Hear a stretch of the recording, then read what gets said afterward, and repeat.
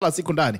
Sana sana tu diaspora. MC Kalia mwenyewe chairman Menokwisha Kettle Dib anasema good morning. Levi just got a visa to visit Menokwisha. Chairman amesema, umesikia? Umeitwa Menokwisha. You've been invited to Menokwisha huko. This is a chairman of Kettle Dib. He has never retired. He doesn't retire. He keeps stealing elections. MC Kalia. Tadili na wewe. David Kitoka anasema good morning to tackle team. Good morning to you, blessed to be a blessing. Anasema uko naoma.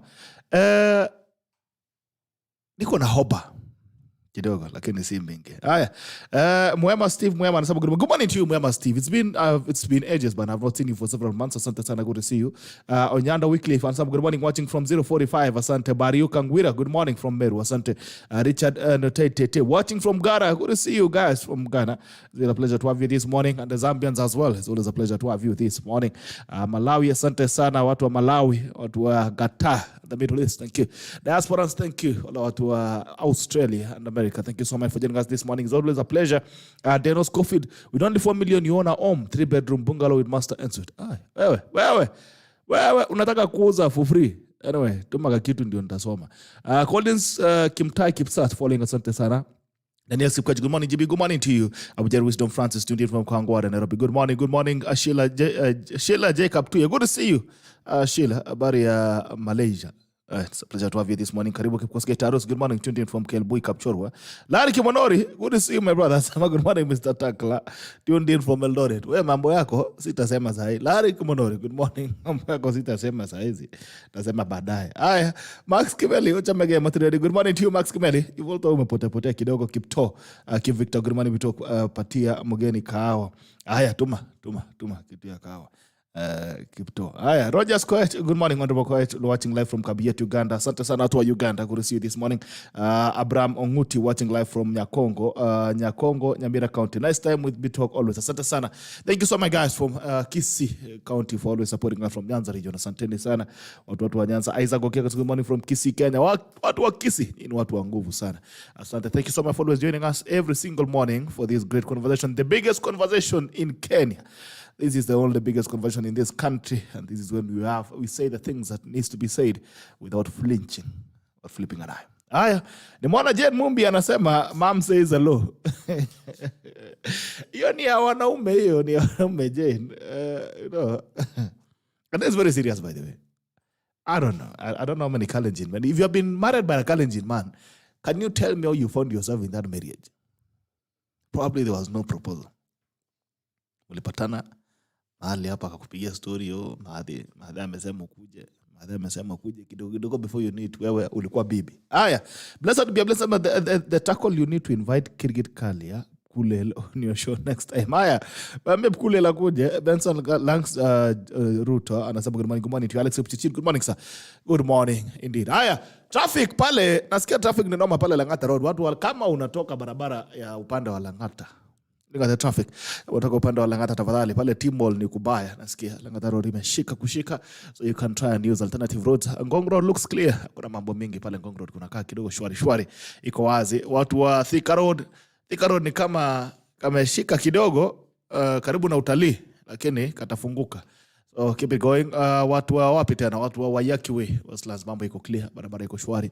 Tangu nini tolewe, tangu expressway ifunguliwe, barabara iko shwari kabisa. Watu wa Mutangari Drive kameshika kidogo lakini iko fresh. Watu wa hapa Kilimani, pale chini Kileleshwa roundabout, naitanga Kileleshwa bypass.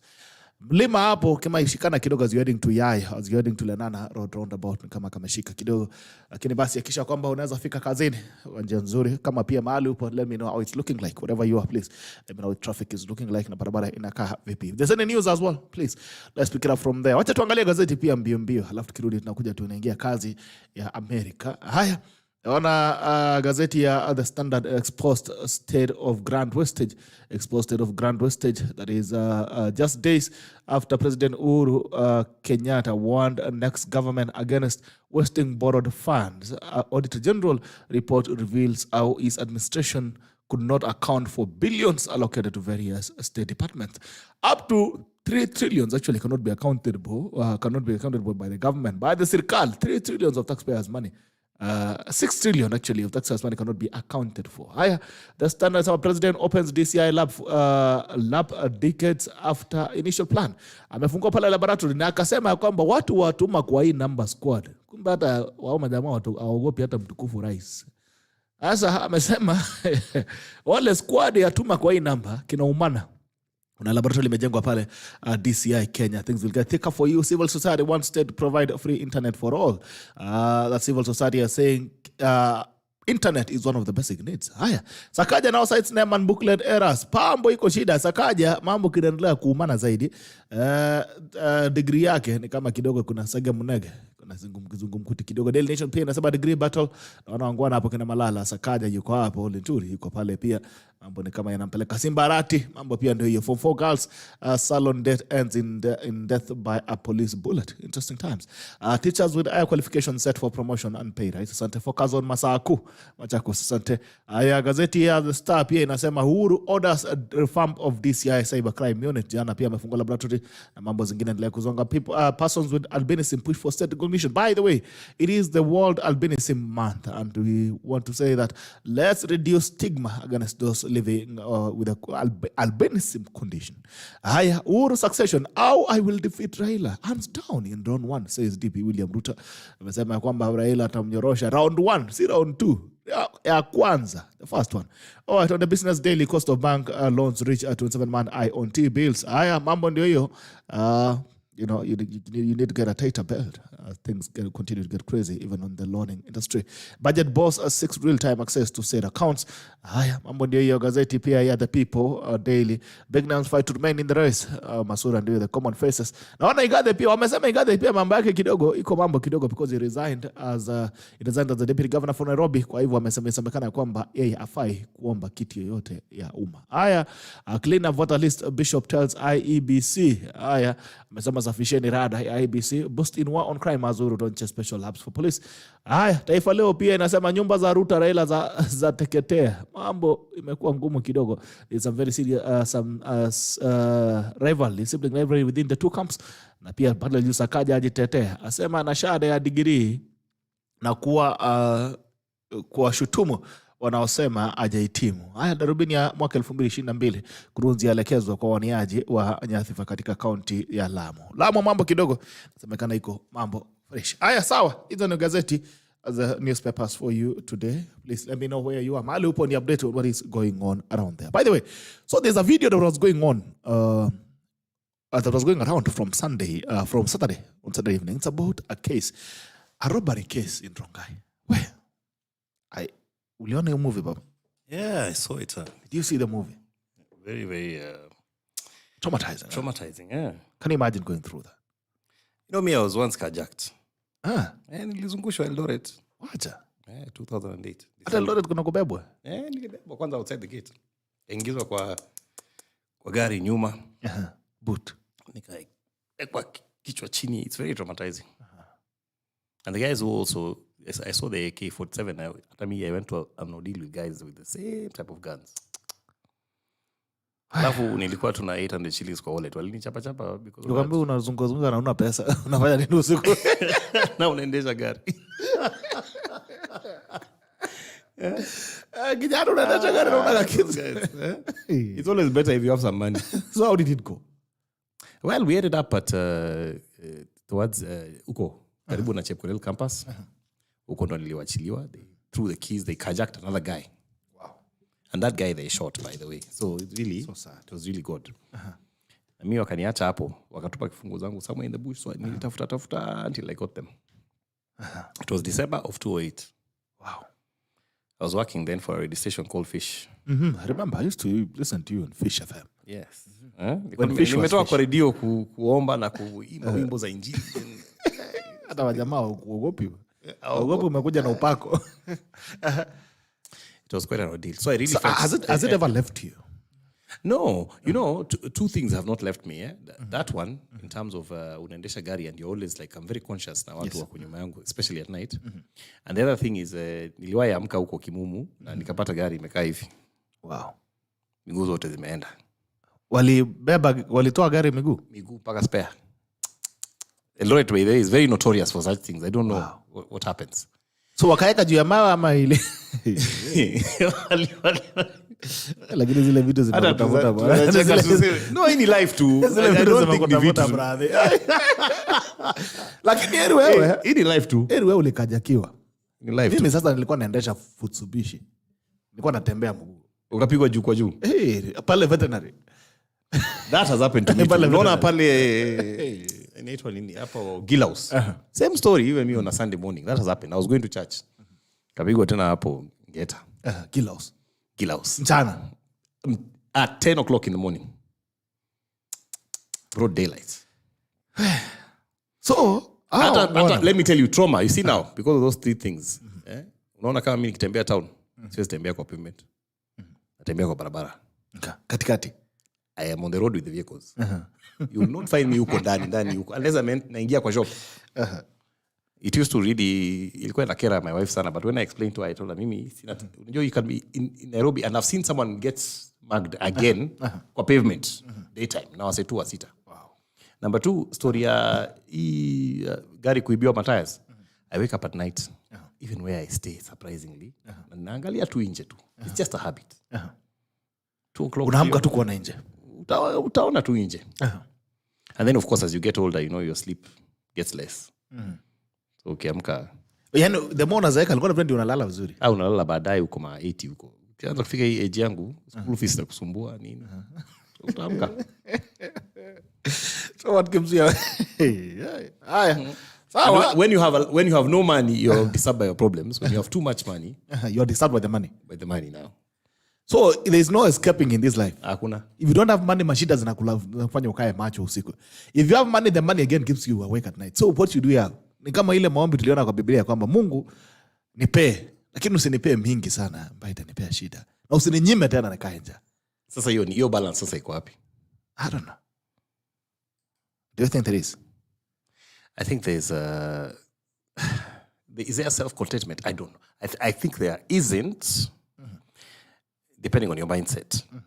Unaona kama sasa mambo na especially wanasiasa. I think they're the biggest examples of lack of self-contentment. Because kuna watu hapa wamekaa hapo watu wanasema if I get 1 million shillings per month. Story yangu imeisha. Done. Lakini unakumbuka zile ulikuwa unasema hata ukipata 20. Kana remember ulikuwa unasema mimi nikianza lipa 20k. Mambo yangu imeisha, nimekuwa sonkorea. Lakini saa hii, I think the more money you have, the bigger your problems become. The costlier your problems become. You start worrying about bigger things. If you used to worry about, because then if you're earning $1 million, then probably you're going to live somewhere where you're going to be paying rent, maybe 200,000 a month, right? Yeah, you expand your appetite. That's the problem. Your appetite expands. Maybe you take your kids again to international schools, you pay around 500,000 per term. So it's like an endless journey. Yes, it is. The more you have, the more you want. I don't know. Is there anything called self-contentment, by the way? That's quite a question. Is there anything called self-contentment even as you go through life? And I think you also speak into it somehow in the book. There is no useless experience. 20 lessons from the University of Life. This is it. If you have not gotten your copy, by the way, then I think wewe upende maisha sana. Kama hujanunua kitabu yako, there is no useless experience. Then bro, I must stay. Ni kama hasa maisha upendi sana zaidi. This is why I said it. If you've ever wondered how life would look like if there was a user manual. Can you imagine if you were born and you're given a paper, a guide on how to live life? If you are born today and you're told this is when, now can you imagine now in the morning, ukiamka asubuhi unasema ya tarehe 14 mwezi wa 6, what am I supposed to do? If you ever wondered how life would look like if it had a manual, then this is it for you. There's no useless experience for lesson from the University of Life. And this is what I say. There's something about books that are written from experience because it speaks into life as it is in its realest form. Sio kama ile inafanywa inaitwa aje fiction. Na Daniel Steele. You guys will love reading novels because they entertain you, but they don't inspire anything. So we're going to get deep into this book, and it's very personal because it was almost born here somehow. Part of it, ilipata miguu hapa, ilipata masikio, ilipata nene, and you're happy to see it this morning. Lakini kabla hatujaingia kwa LEVI Kones tupeleke atuambie mambo ya kitabu ya There's No Useless Experience, I want to remind you about Optiven. Optiven yakisha kwamba unaweza kupata shamba kwa njia rahisi zaidi. If you're thinking about buying land, and this is what I keep telling you every single day, when it comes to land, you cannot wait to buy. You buy and wait. Unanunua kwanza alafu unaanza kusubiri. You have to make your investment today. We have several property options for you. In Kitengela tuko na properties karibu 6. In Kajiado tuko na properties zingine, Kajiado Town tuko na Love Gardens. Pale Malindi tumefungua project safi sana pale Malindi, and we're giving you at only 499,000 Kenyan shillings at Optiven. Piga simu hapa kwenye screen 0090 Ukisema nimekutuma unaweza kupata discount yako, na pia unapata a flexible payment plan of up to 6 months for only 499,000. Pale Nanyuki pia, we are giving you the great oasis. I don't know if you wondered about, what if hiyo road trip ambao unaibebanga, hiyo road trip ambao unaichapanga kwenda saidia Nanyuki ingekuwa unaenda nyumbani. This property overlooks the Olpejeta Conservancy and also overlooks the Mount Kenya Holiday Homes. I mean, you can never get a better deal than this. For only 349,000 unapata property yako pale kwa njia shwari zaidi. Optiven inspires possibilities. Ensure that you can make your booking this morning, alafu unitafute nikupe discount na payment plan ambayo itakusaidia kwa njia shwari zaidi. All right, good morning to you, Levi, again. Good morning. Morning, brother. It's been a whole year since your last year. Yeah, it's been a year. Imefika mwaka, sindio? Yeah. Ilikuwa around, ilikuwa tu hii mwezi tu ya baridi. Bado nakumbuka kujua ya baridi. You know, I came with a jacket that day. Yes. Not a jacket, 2 jackets. Everyone's. Ama ni mimi nilikuwa naona ilikuwa ile imetengenezwa ile na ngozi ya kondoo. Leo nikashinda huyo jamaa amejifunika hivi. Ama alikuwa ametoka kuchunga nene ngano. Unajua kuko alikuwa anachunganga ngano isikuliwa na nene na ndege usiku. But anyway, it's a pleasure to see you again, and I'm happy that you kept your word and gave us a book. Ama sisi ndio tulisema uandike. It wasn't easy. I'll tell you that. Okay. You know, when I was coming here, you know this book, nikianza I started with a piece of paper. So I wrote some thoughts down, and nilikuwa natembea nayo kama karatasi. And I wasn't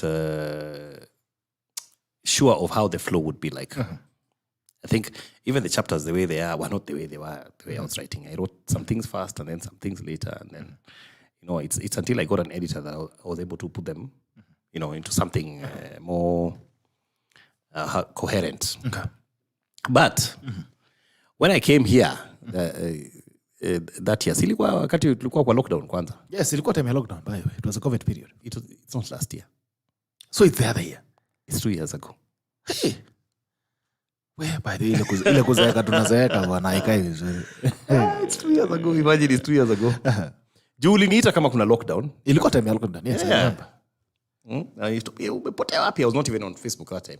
Yeah, you have taken a sabbatical, and I don't know what you were trying to do, but maybe you can tell, what were you trying to do at that time? I was trying to detox. Okay. I was off Facebook for 1 year. Can you imagine? A whole year. Kabisa, I didn't even know what was going on there. And the good side was it kept me off the phone too much. Okay. Kama squeezy, sometimes I can miss a few things. The bad side was I lost a lot of information about a lot of people I knew. In that period, a lot of people passed on. Most times ilikuwa Facebook, so sikujua. So, you know, it made me miss a few things with some of my friends and what was going on in their lives. But on the positive side, it was very good for just personal growth and relaxation. You get, there's so much toxicity on the internet. Sure. Open the internet and name story. You know, look, we are looking at Rongai. Somebody was mugged. We are looking at. Even this morning, I woke up and I was reading a story about a robbery in Nyali. Yesterday. Depression tupu. Na kama si depression, ni siasa mbaya. And then we are so invested in it. So you find there's not so much the social media really helps you with in terms of edifying you, unless you're deliberately looking for things like that. Then you can find them. Ni kama zile vitu mbaya zinakuja kwa surface kwanza. Zinakuja juu, zinainuka juu kama mafuta. Mbaya sana. So then, does that mean then, what's your review of social media? Has it given any gains, or it has reversed the gains in terms of holistic human existence? It's a good and a bad thing, but it's like I said, depends on what you're looking for personally. See, I think the intent has to come from yourself. Because if your intention is just to use social media for, you know, story na sarakasi, then there's plenty of that information out there that you don't have to really struggle to get. Yes. If your intent is to look for good, you might need to do a few searchings here and there, but the good is there. It's there. So ikona uzuri na ikona ubaya. Yeah, ni vile tunasema tu, you know, like everything else, it's scandalous stuff that always comes at the top first. So so and so ameachana na so and so ni story sana kwanza nini. You know, those kind of things. So it depends on what you as a consumer is interested in. So let's get straight in. There's no useless experience. I know we've spoken about this in other forums as well, but tell us something about it. And I don't know, but how can you just put yourself in a book, man? And you just being very honest. Yeah, I'm not doing this thing. There's no useless experience. It was a struggle. You know, I read 2 books from 2 guys I will not mention, but they were writing about themselves and they were writing about things that they had gone through. And one guy was working at a very important job, and he lost his job, but he wrote a book about it. You know, and the way I knew this story was not the way he wrote the story. You know, people tend to really polish themselves when they read books. I read a lot of books personally. In fact, I welcome anybody who would give me one. I think it's an excellent gift to give them. Yeah, sure. And, reading through some of those guys who are telling some of those stories, and these 2 gentlemen are both, how do I call it? I would call them motivational speakers of sort, because they also speak quite positively. But they did not tell the truth about the things that happened when they went through some stuff. Okay. And they, sugarcoated it. And that's not real. The reality of life is this, is that we screw up. We mess up people. We disappoint people. We, disappoint ourselves. And some of those stories need to be told the way they are, so that other people can learn from them. Yes. And also ourselves, we can also learn from them. Because, it's not like I've written a book and then now I'm an expert. So now I don't mess up. I don't do anything wrong. I don't, It's even me, in self-reflection, I get to also tell myself, hey, you know what? You remember that which you did. Don't do that again. And the best person to tell you that is yourself. Because if somebody else tells you, it looks like there's criticism. If I keep on telling you, you're Gerald, it's very different. But you can't lie to yourself in the mirror. Yeah.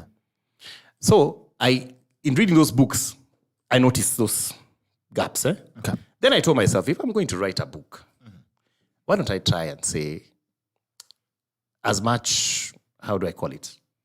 As much rawness as I can. Would it be a book I would read? Okay. Would I say, I tried to tell the story? And that's how I started with the book. But then I had a fear. And I'll tell you what, fear is very debilitating. You sound as if it's so easy. You think it has taken 3 years to write this book? 3 years. Yeah. Okay. And then it has taken like maybe 6 or so months to accept to print it. Okay. Because that was a struggle. That question you're asking, do I really want to say all that? It was not easy. I think that's why I might never write a book. No, you should. I think you have very nice stories, Gerald. But do you think I'm ready to say as much as you say? I think you are. When you're speaking to people, you kind of naachilia kidogo, but you don't. Now for me, the testing was in the Facebook. Every time I would write a post and maybe I would say something, I would see the response to it. And then some people would slide even to my inbox and say, by the way, hiyo kitu umeandika. Mazee umebonga. Tuambie zaidi kama hiyo. Yeah? Tuambie zaidi kama hiyo. Yes. Then you realize, you can edify one person. So if you do that, why not? And afu pia, the way I grew up, and many of us grew up like that, my father is mentioned in the book, not by name. Saddam mwenyewe. Saddam. But Saddam was not a guy who would tell you much about his life in terms of his mistakes. He was the law. And I don't think that was a very helpful thing. And I don't think it's helpful for parents to only show their children they're on the good side. Yes. Okay. Because all parents, that cliche, all parents are number one, all parents are the most disciplined, all parents, as if there were no indisciplined kids in those days. Yeah. All parents never drank, they never smoked, they married Madhi, and they never touched each other.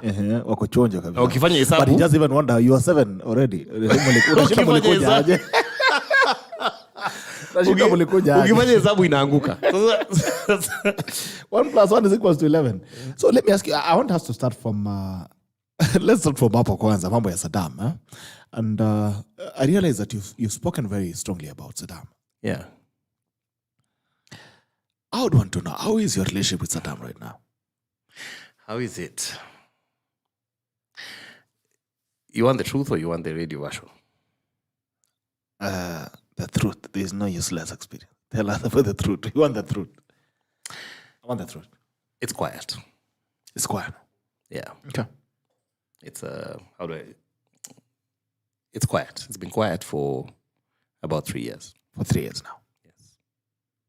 How tense is it? Very tense. Okay.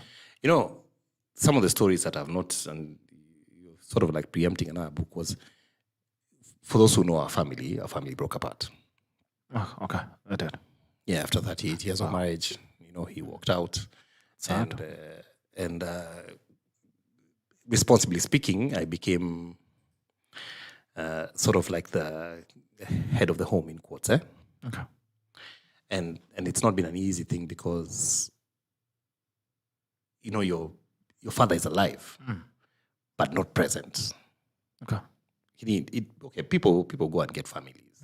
They go get other, sometimes some people have got their stepmothers, and, and all that, and it works out fine.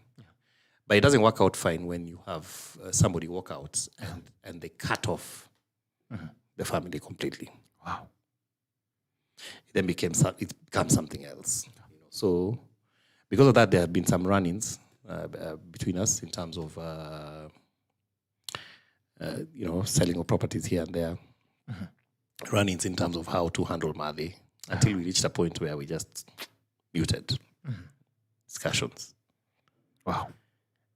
And I'm not happy about that. I don't feel good about it because at some point in the book I write about how we made up. Because we had another run-in that had run another 3 years before that. Okay. But then after that, something else happened. I don't know. It's not a good thing. So you and Saddam are not good? No. Okay. How do you feel about it? Terrible. Everybody wishes they could have, that nice family that has a good WhatsApp group. And, my family didn't have one. I look at my wife's family. They meet all the time. They're high-fiving, work on WhatsApp. They share even emojis and it's... Kwenu hamjaiona emojis? Kwangu your story is a mirage. And to think that, we started off as a very Christian, together family and ended up this way is quite sad. It's discouraging. Not unusual, because it has happened to many homes. Yes. But quite sad. The things they say, the things we carry that we don't talk about. That we only wait for, family gatherings and especially the ones that are funerals, for us to come and, remove all our guns and blaze at each other. But I am optimistic that one day these matters will be resolved. And I would want to know, right now, how old are you at the moment? 44 this year, 45 in 44, August. 45, okay? 45. But when I read this book about you, your family, that is, and I'm sorry for dwelling on that. I hope you'll forgive me. Oh, I see. But now you are 45, right? Yeah. And it seems the tension has been there for the longest time since you were young. Is that correct? There was a time when there was no tension. I can't say, I'm not those guys who will go and say, oh, I had a bad childhood. No. I went to good schools. Yeah. I started off in Nairobi here. I think my parents, in terms of provision, tried to provide the best they could, I went to Kaptagat. We ate sausages there. Anyway. Nimekutana sausage juzi. Najua, that's why nakupoka na yote. I went to Kaptagat Prep. So, unaweza sema and then I went to Sacho. And then, of course, before, a few meanderings here and there before I ended up in America. But in terms of that was excellent. In terms of the upbringing, in terms of, going to Sunday school and making sure you attend church and doing all the right things, excellent stuff. In terms of family, maybe bonding, maybe not so much. Maybe as we grew older as boys, and I think parents of that time And some of the parents of this time also have taken that thing because I don't think they may not know necessarily better. Maybe it was passed down.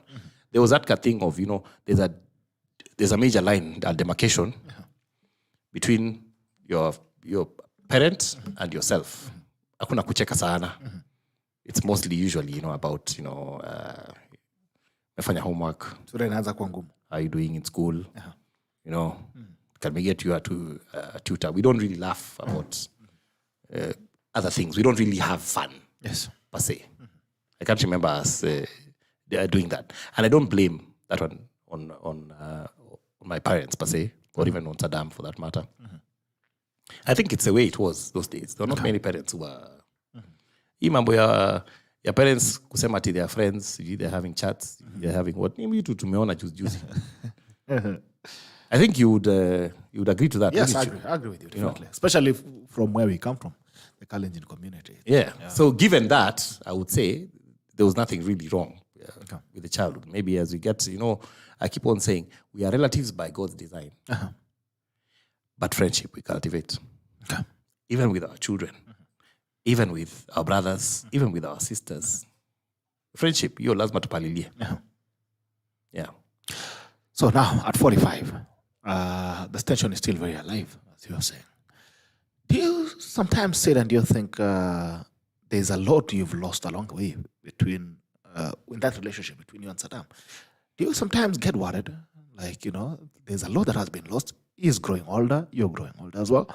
We're all getting closer to our ends. Do you feel there's a lot that has been lost sometimes? Do you feel like that sometimes? I do. But some of the words that were said the last time were very...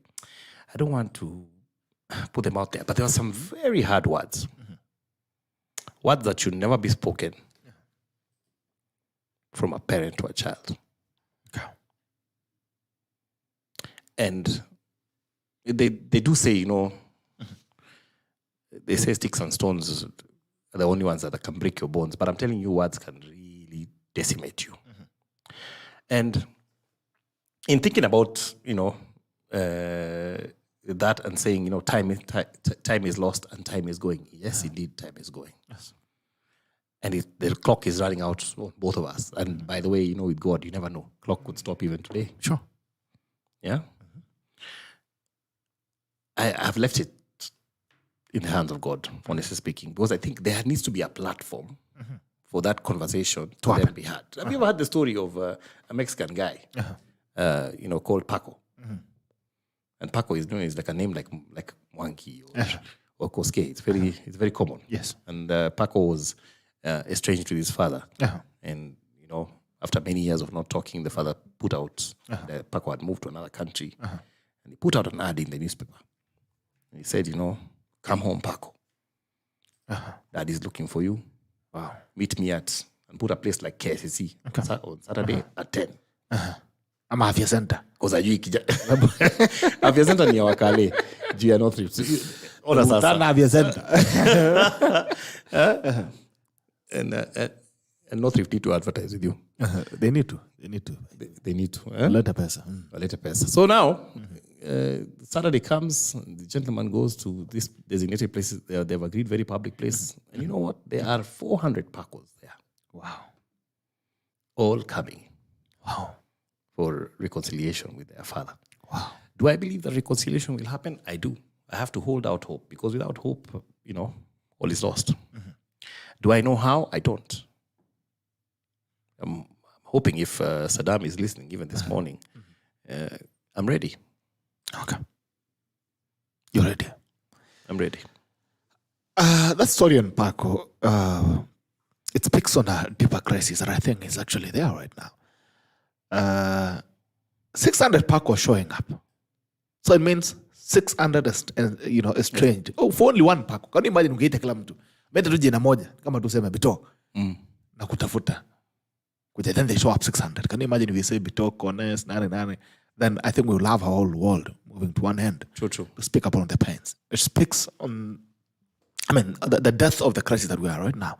And I was saying the other day, there was a conversation that was going on online about Capropita. I think it's Capropita School. Yes, I saw that. That's called Fathers Only. fathers only to a meeting in school. And I think it's a crisis. But now, before I go there, there's something I don't want to lose in my mind. When it comes to parenting, right now, you are at the age that you are in, 45. But there are things that have never left you in terms of parenting. Oh, yeah. Things that were done to you. There are things that were said to you, like you said, niliambiwa hivi. Of course, we all carry things. There are things I carry as well, things that have been said, all that. But we always imagine that somewhere along the way, somehow, we will just forget about these things and we move on with life. But clearly, you never move on from these things. And it's hata kama nukusamea, si atu unasamea, and then your heart is pure now. I love you so much.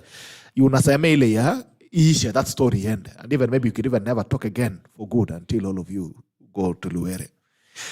But I want to bring it out this way. We do things. There's a way we raise children. There are things that we do to people, and we think that itaisha tu, so time ikifika tasawa, and life goes on. Are these things reversible, especially when it comes to parenting? Can you redo parenting? Can you say, now we start building a new relationship and the way you feel about people after maybe messing them up for some time? Is it reversible? Is there a way you can reverse all these things? Somehow.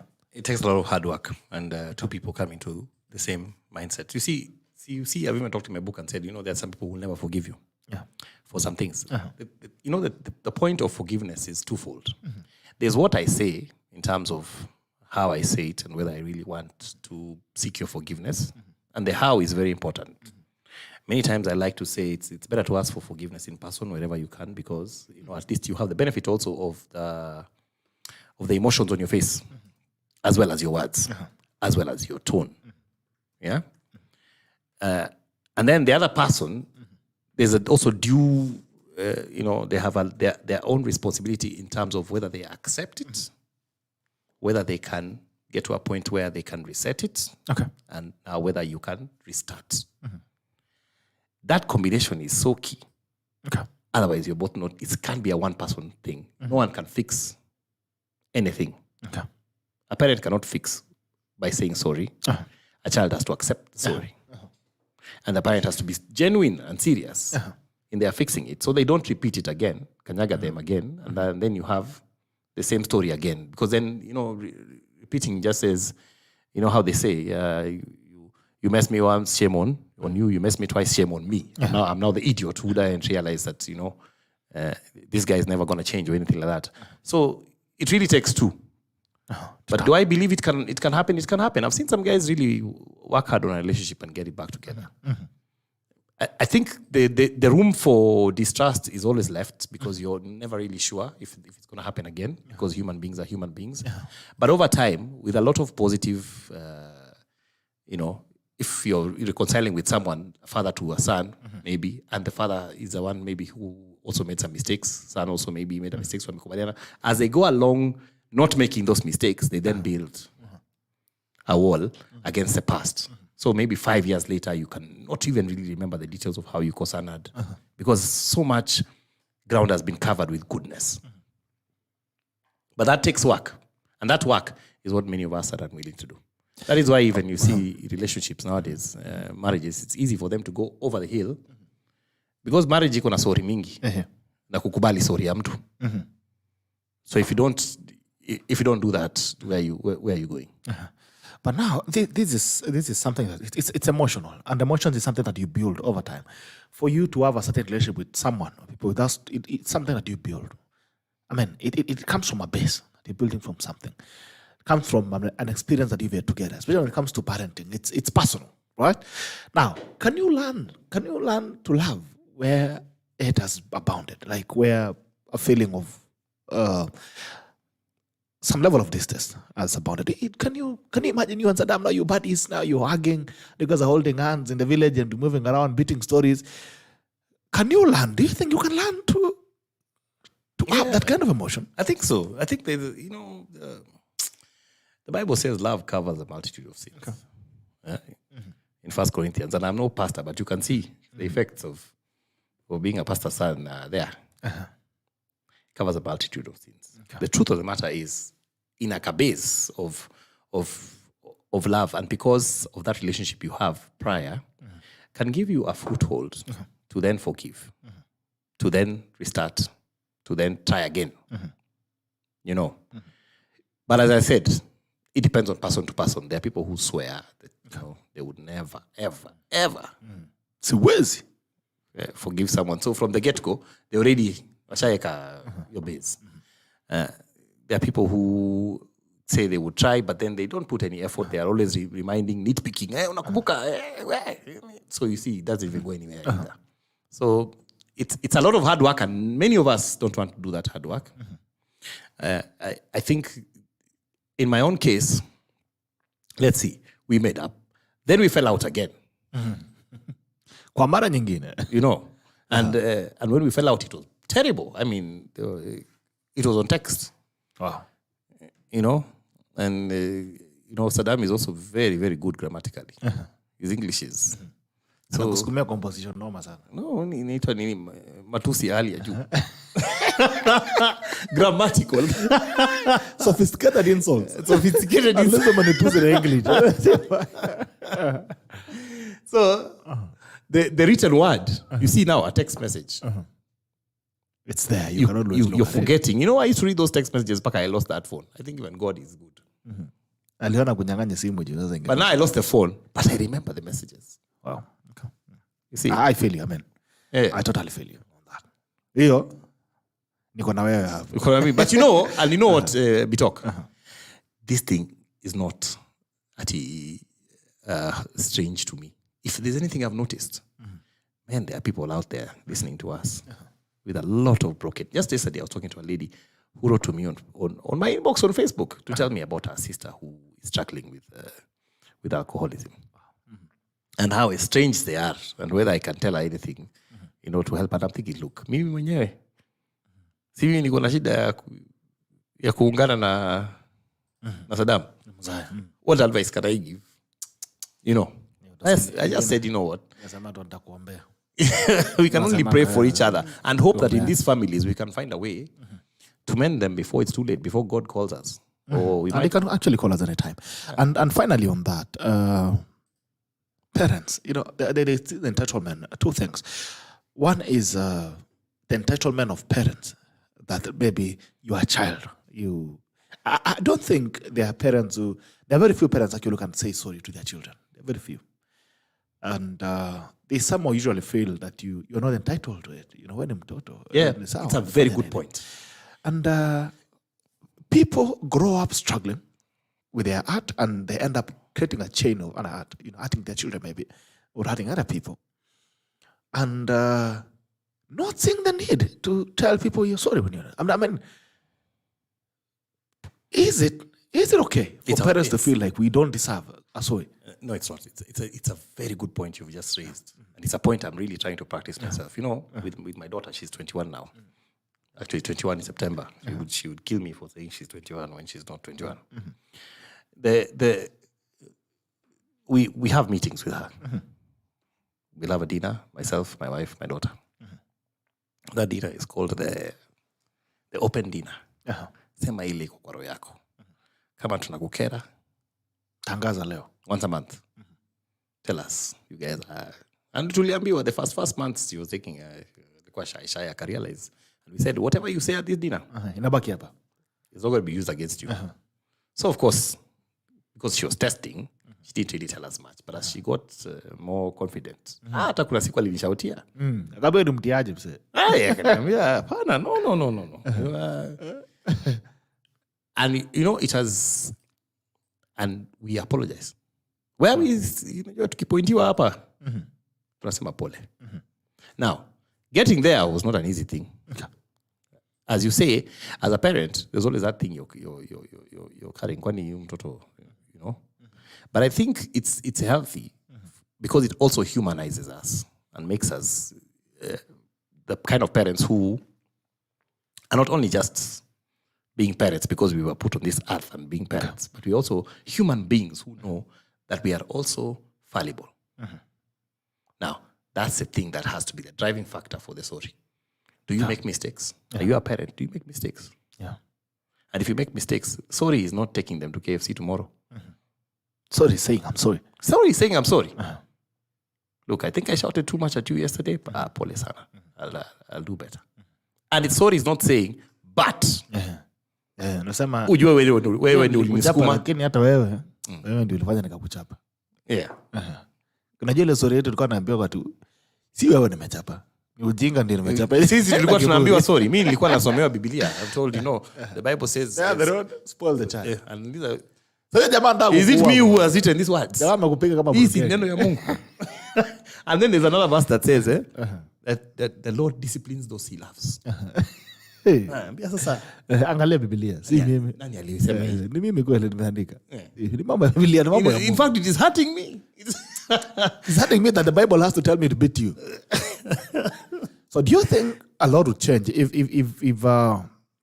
so do you think a lot would change if our dad Saddam now could show up and say, I'm sorry for all the pain that I caused you. I'm sorry about the things that I said. Oh, would that ever happen? If he ever do it, do you think it would change a lot? It would. It would change everything. Oh yeah. Okay. Oh, I'm sorry, it's not a word that is nini. So that is hardcore. Let me tell you an incident of hardcoreness. You know, after we lost our sister and we were doing I think that's one of the stories that I think it's one of the very, very emotional stories in this book for me. I stopped writing for almost 3 months after I wrote that about what happened. But after we lost and we were doing the obituary, and me and Saddam were in his office, and he was dictating. Ile inaenda kwa gazeti. Na mimi naandika. So as I began writing, it really hit me that we are actually writing an obituary for my sister. And I started crying. And I remember the guy, he looked at me. He picked up a gazeti. Kaanza kusoma. Ukimaliza kulia uniambie. He told me exactly those words. Wow. When you finish, tell me we continue. Wow. He went on reading. So mimi nikaji collect hapo. Ukaendelea kuandika. Later on when I was thinking, I'm like, dude, hata huwezi sema tu hata pole bro. So that hardcoreness, much as and I know a lot of especially our Kalemen have got that thing. Yes, it's a plus. You look strong and mighty and all that, but it's a minus also because you look unreachable. Yeah, and you unavailable and and completely emotionless. And that's a terrible thing because a lot of things are happening to us and they're very emotional things. I mean, I keep pointing out to you. These things you see where people are uko wananyonga watu usiku wanafanya nini. Those are high emotions. Yeah. And some of them are stemming from a place of homes where we were never able to express ourselves emotionally. So when things are going south and we are with someone's daughter and we can't control it, we're going to do something that we will regret. Okay. Sometimes. Okay. Just because I've forgiven you doesn't mean I have to love you. No. Doesn't mean that. Unaweza sameana tu na kila mtu afanye vitu zake, si ndio? Inaitwa bei ya heshima. Because people think sometimes because I've forgiven you now you have to be buddies, you have to be very close, we have to be hanging out every time, having lunch and and hugging and all that. Just because I've forgiven you doesn't mean now you are buddies now. Kila mtu akae na maisha yake. I think that's okay. If it can't work out, if it can work out and you be buddies, excellent. If it can't, well, then it's sad. But as I said, takes two, my brother. Takes two. Yeah. Takes two. All right. Moving into the book. There is no useless experience. 20 lessons from the University of Life. I call it a manual myself. I couldn't put it down. I think I read it in a record under 5 hours. I think I'm still holding the record. I don't know someone who was, or if there's anyone who has broken it. But I mean, this is a book you cannot put down. Alright. Naangalia comments kidogo. Anafikiri anasema sasa si anilipia pia mimi niende US bwana. Been admitted at the University of Maine lakini ni kunoma na ningependa kwenda sana. Mungu atafungua milango ndugu yangu. Rebecca Amunga anasema glad to hear from a Sacho alumni. I taught in Sacho. Nilifunza huko na Rebecca. Rebecca Amunga, agree with Levi. Parenting can be redone if there is an all-out intentional effort on the part of both to mend fences. Yes, it does work. I'm learning that with my kids through talking to each other clearly. Okay, wow. And I'd also like to know, the guys who are watching us, I'd like to know what experience or what relationship do you have with your parents? Is there kuna mzazi ambao kuna issues na yeye within the two parents, kama babaka mamako? Is there a parent that you have issues with? And what are the issues? And do you think that can be redone? Do you think, that can change? Okay. Tatiana L anasema nani Eldoret you can find 18 Baringetuny Plaza room 14. Okay, watu wanasema wanataka kitabu. Asante sana Rebecca Munga. Morning Gerald, glad to be here and listen to Levi Kones family, it's close home. Asante sana Pauline Mwange. God, this is a great conversation. Many people are suffering on family relationship. I salute you sir. How much is the book and where can I get it? Kitabu ni 999 ama 1000 ukipenda. OJ's BMG, good morning. I would say asante sana. Thank you for joining us. DJ Preacher, share the broadcast with friends on your platform. Thank you so much. I really appreciate it. Zaka Udhia, tuned in from Kitengela. Robert Kipkemboy, Mheshimiwa Salimia Kones, umesalimiwa na Robert Kipkemboy. Ajuas Lele, Chief Capture wa location and hills. Good morning. Good morning to you, sir, Chief. Saina K. Joel from Eldoret City. Asante Gram na Chio Nyabuto. Mbakali South Pipeline iko ndani. Asante sana. Now, I would like us to look at some of the bits and pieces in the book. And one of the lessons that I find profound is lesson 4. And it's about you can always begin again as long as you're still breathing. And it speaks to it that at some point, I mean, you are okay with not living. I want to believe that. Because ile sarakasi nazo zilikufanyikia. Kuna mahali ulikuwa unasikia I'm just done with this life. I'm not doing this thing anymore. Yeah. Yeah, especially after I came back. Okay. You know, I didn't come back well.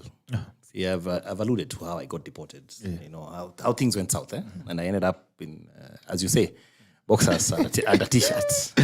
The one and only man flew with boxer. It was terrible. It was terrible.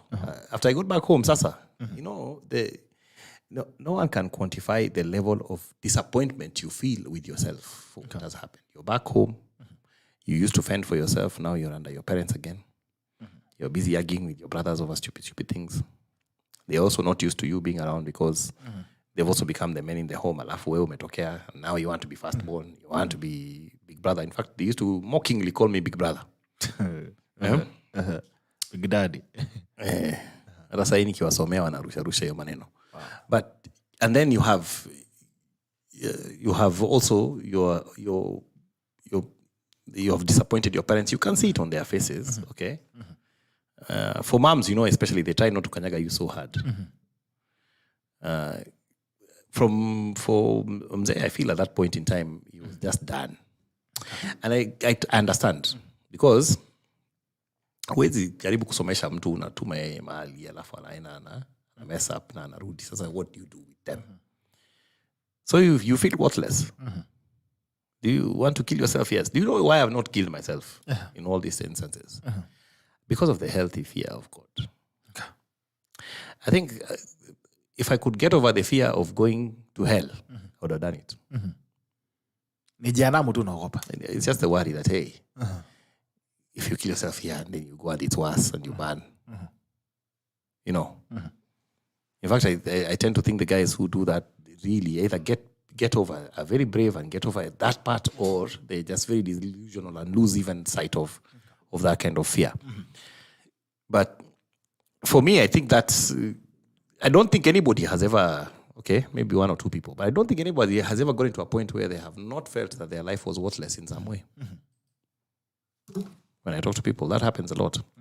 Yeah. So there's a time when umesema hii kitu utaki. Oh yeah. That and when I was having cancer at some point. I almost took it out. Wow. You've actually ever considered suicide? Yeah, I was tired of the side effects. I was tired. And I was especially tired of cancer making all the decisions. You know, you have cancer. You know you have cancer. So umeambia hata watu. They know you have cancer. But they do not fail to remind you. In fact, I keep telling people who are around cancer patients, stop reminding them that they have cancer full time. You cannot do more reminding than what's happening in their head. Okay. So, hata akikunywa maji, usikunywe sana. Unajua wewe ni mgonjwa. Usikule keki. Wewe ni mgonjwa. Usitembee namna hii, wewe ni mgonjwa. It's such a terrible place to be. Okay. Until you say, okay, so this disease has taken over. So what is left? Can't even bask in the sun. Bask too much. Tachoma najua. Unajua ni mgonjwa. Refuse to wake up and bask out. You should be walking. You know you're sick. You should be. So it's a place you get to and you're like, and then at that moment in time, it didn't look like it was getting over. You know, for chemo, you do chemo and nobody tells you what's exactly going to happen in the chemo. Even the doctors don't know. They'll tell you there are side effects, but there are so many side effects. And the ones that happen to you are different from you. It depends on your body and whatever is happening on in your body. So none of us get the same side effects. We all know the basics. Oh, your hair falls off. For me, that was, of course, a good thing. Go a haircut. You know, anaona nywele anyway. Kuna zile basic. Kibara ni kubwa kuliko nywele. And then there are things there that you do not expect that happen to you that just drive you up the wall. Alafu, there's also a mental battle going on inside you. You know, you're thinking, am I dying? Will I live? Will I outlive this thing? The nights are longer than most. It looks like zimeongezewa hours. You know, there are moments of real deep solowness inside there when you're unwell that can make you just think, but God is good. Wow. Because some of those stories, who knows, have ended up in a book. And sometimes when I look at this book, I even laugh because the things I'm talking about, even upper cancer, it's one chapter that has got to give 5-10 pages. Yet when I was going through it, I mean, you're reading this book in 5 minutes. You're reading my cancer stories in maybe 10 minutes. Yeah. But that's a whole year and a half in there. You know, it's very interesting. It is. How are there moments where death has felt so certain for you? Are there points where you're feeling like, sasa imefika kuenda? You know, I'm more alive to death than ever before. In fact, I think I am morbid. Those guys who say I talk too much about it. And of course, Africans don't like to talk about death. But it's coming. Today, tomorrow, next week, 20 years from now, it's coming. So I'm alive to it now because of, you know, recently I was watching a funeral service of a friend who just died at 47 years old. And I was just thinking, this guy just walked out of his house. He was preparing to go somewhere and he just collapsed and died. And I was like, hakuna hata warning. No, at TCG. And he had appointments the following week. He had things he was doing. And you know, those things happen to us in the sudden. So I think we should all be alive. The Bible says that a wise man contemplates his end. Okay. So we should all be alive to it. We're not going to be here forever. The only problem is sometimes when we're busy doing our things, we tend to forget. So inakuwa ni kitu, until it shocks us with an arrival, hey. Hapa.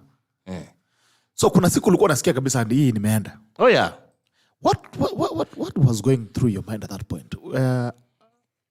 Now you are at that point where you're feeling like now my end is here. What are some of the things that go through your mind at that time? What matters? What really matters at that point? Children. Wife. Okay. Children, very much. Okay. What about children? You know, you ask yourself whether you have done enough to protect them from the world. You know, and I'm not talking about what you leave for them. You know, because, you know, we are men, we are struggling, we are all supposed to leave something. Yes. But what we leave in them, is it enough to sustain them against the troubles of the world? You know, it's okay if God calls me at a time when he has decided, even if it's now. The question is, have I impacted my children enough to survive the storms that will follow them thereafter? Will they be able to hear my voice in their heads when they are faced with a, you know, I tell myself, let me try and do it for the elder one the most, because she's now an adult. We can talk, we can discuss, we can say a few things the others cannot say. Yeah? And maybe in turn, she'll pass on the same. The others. You know, that's not also guaranteed, but who knows? Let's try. That's one worry. The other worry, you worry about your spouse. And whether they are able, like for me, my wife has had a very big share of tragedy. By the time I met her, she had lost her husband, she had lost 2 brothers, she had lost both parents. And even when I got sick, I could see the day that I was being told that I had cancer. I could see it on her face. That this one again is gone. She was just pissed off. She was annoyed, you know. And I you know, you pray those prayers that are a little bit selfish. God, for her sake, keep me. Najifanya ni kama hata hutaki kuishi. Amepungu hata sio mimi. It's not even for me. Not for a sec. Please keep me around. Yeah, so and I think everyone worries about that in terms of and then the other thing is you worry about where you go. So for those of us that believe in God, if you don't worry about where you go, then hey, what are you doing? You know, even atheists, I'm sure. Ikifikanga hapo najiuliza maza. Atheists wanajifanya sana. Kwanza huyo beste yangu Harrison. Kwanza Harrison kuna siku nyingine alisema alisema I thank God for what. Then kama aliblaba kidogo akasahau. Akasema sijui I thank God for this and that. Then I think he quickly realized that he's an atheist. You know, atheism is based on the whole concept of there's no God. Yet you have built an empire on the basis of something that doesn't exist. Okay. You know, he even has got squeezy akona evangelism, apaka akona Bible studies, apaka akona. I mean, all this is because something doesn't exist. How can you be having something? I mean, if I tell you, and let me tell you something about atheism, just to digress. There's a story told about a guy, a mythical story, about a guy who was being chased by a bear, and he was an atheist. Anafukuzwa na bear kwa woods nini na hii bear inataka kumkula. Sasa zile tu bear ilimfikia tu, he's about to pounce on him, akashout, oh God, help me. Oh my God. So the story says the bear was posed mid-air. Jamaa akakumbuka kuna sagodi. And a voice from heaven came and said, you mean to tell me that you believe in me now? So the atheist said, oh please, oh God. At least please, just this one. God told him, hapana, umefanya madhambi mingi sana, you must kula. He said, no. If you cannot save me, then make the bear a Christian. So God said, very well. The bear is now a Christian. You know what the bear did after that? When they were unposed, the bear fell to the knees and said, Heavenly Father, I thank you for the food I'm about to receive. Akaombea chakula. Bariki chakula. Mungu Baba bariki chakula. So there's no escape, clearly. So there's no escape. I mean, I wondered, the reason why I brought that up as well is, the thing is, a lot right now when you're okay, like we are beating banter here, a lot of things matter. Like there are things you worry about, the money, you worry about your car, you worry about your house, you worry about the work that you do. You worry about a lot of things. I mean, it's you get a lot of things to get worried about. But at that moment, it's funny it's funny that you worry about all the things that you don't worry about when you're okay. Where you're going. Yeah. You worry about other people, not even yourself. You do. About your spouse or about your children. People that maybe you hardly worry on. About on these other days. And you just live through them. You live through parenting. Unaamka asubuhi, unasonga, unaleta ugali jioni. You go and sleep. You know, it's a cycle that you don't really get bothered about. You worry about many other things that are not the things that you worry about there. You talk about you worrying about your wife. I don't know how many times you worry about your wife in a normal day. Sometimes, maybe not. It happens a lot. I don't know how many times you worry about your children. Most of the time it doesn't. Unless something really provokes you to. Yeah.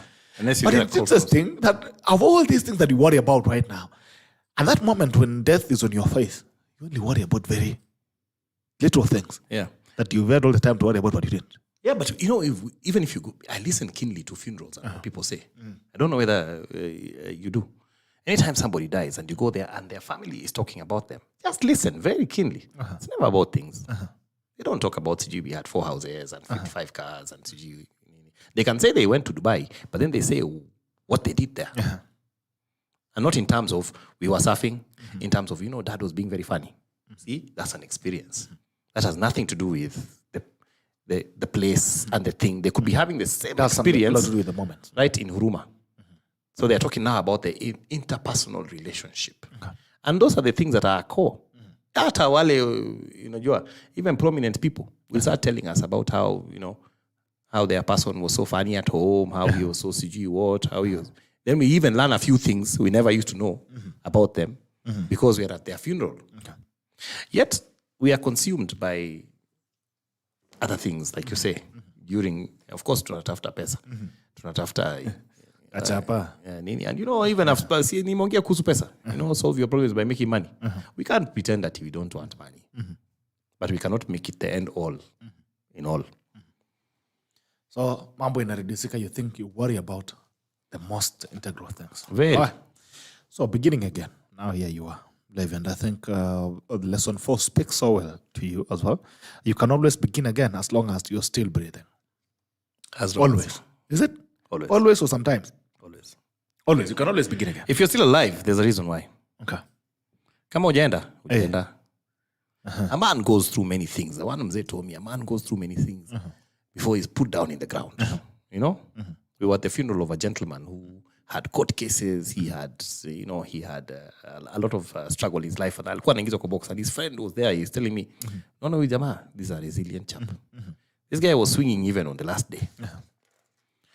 You have to keep swinging.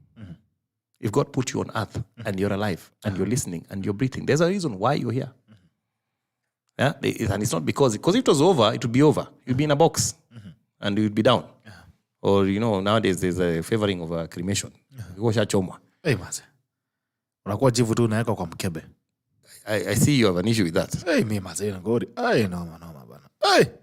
Unajua sasa unajua bana uweze jua, unajua unaweza kuwa na possibility ya kuamuka. Sasa kwa imagine sasa kuna possibility gani boss? No, uweze jua mambo leo. Ukishafanywa postmortem na umepasuliwa katikati. There's no possibility. Something can happen. Maybe something can happen. Did you know that after they do postmortems, they do not put things back where they were? They just throw things everywhere. Have you been to a postmortem? Then I also don't want a postmortem. No, I've never. Wakishatoa sijui roho sijui nini. When they are closing, you don't need them. They just dump. Wanafunga. So, roho inaweza kuwa kwa tumbo. Hey. Lakini acha tu nikuwa mzema just in case God decides to do something ni hamuke straight. Can you imagine uko kwa mkebe? The point is hautamka hata hiyo. Imagine uko kwa mkebe umeshachomwa ni jivu. Uko kwa mkebe mahali you're sitting somewhere on a table ama umetupwa kwa sea. No. Wacha niende mzima if anything happens at least I can stand up. Ati mzima, but who guarantees you? What if it's in a plane crash and it's fiery? No, I think who guarantees you? How do you know? I think there's one of the things that I've always by there sometimes naambianga Mungu ne about all to die. I think if at least he should let me at least pick I'm going to die. There are those scary things of maybe ulichomwa na ndege ulifanya nini. That's not how I want to go. We love to have a negotiation with God. You want to sleep and go peacefully. Tabidi tumeongea hiyo story na yeye tuone lakini what do you favor? Tell me. Let me just go nilale tu niende. Sitaki pia niteseke labda nikuwe mgonjwa miaka mingi. Anitafutia tu kanjia yenye ni rahisi kwenda. Lakini tafadhali msinichome. So you can always begin again. You can always begin again. So how do you feel? We make when we are right in the moment of our mistakes, there's a way we feel about them, and that's why we hardly talk about it. But also at some time, there's something else. Now it becomes an experience that you can speak about right now, like you're doing here. How do you feel now speaking about these things, and when you are right in them, inside it? Is that a difference? Yes. Okay. The difference is I have seen the impact. Okay. This book is not just about sales. There are places I've also donated this book. I went to the rehab. I gave out a few books. I went to some churches. I also gave out a few books. There are people who have come to me and told me, I only have 500 bob. And I've given them a book. The thing is this, when you see the impact, it makes you feel different, not in the sense that you are now a saint or anything, but in the sense that my experiences are everybody's experiences just differently. You know how many people have told me they want to write a book just based on this book. They've read a book, they're like, I wish I could say something about myself. I really want to, and I'm encouraging some people to go ahead, do it, write a book, because all these things are helpful to all of us in navigating our lives. Yes. In the first instance, I was afraid. What will I be perceived like? How will things go? Of course, kuna watu wamesoma kitabu and it has made them feel more terrible about me. Like, this guy is just poor guy, this guy. Yeah? My boss was even joking with me. Alikuwa ananiambia, I didn't know we had such a scandalous fellow in this company. In this company. It's very scandalous stuff. But, so there's some people who may take it that way and say, there are people who say somebody never changes. So they look at them only from the lenses of yesterday. But if all of us don't learn from something, then how will we say any one of us has changed? Because even the people who claim change are claiming change from a perspective of a road littered with mistakes. Yes. So that's one. The other thing is just the impact you see on people tells you, it's a good thing. I wrote this book and I overcame the fear to do so. And then I read something somewhere recently and I thought it really spoke to my heart. It said, if you didn't have any fear, if fear was removed today, what would you do, Gerald? If fear was removed today from your life completely, what would you do? What would I do? If fear was removed, I think there's a lot more I could do. And I think that's a question we should all ask ourselves. And then implant that in what we want to do. Okay. If today there was no fear, what would you do? Okay. I think we could do a lot more. Yeah, we'd have. Especially if also money was increased. As they remove the fear, they put in more money.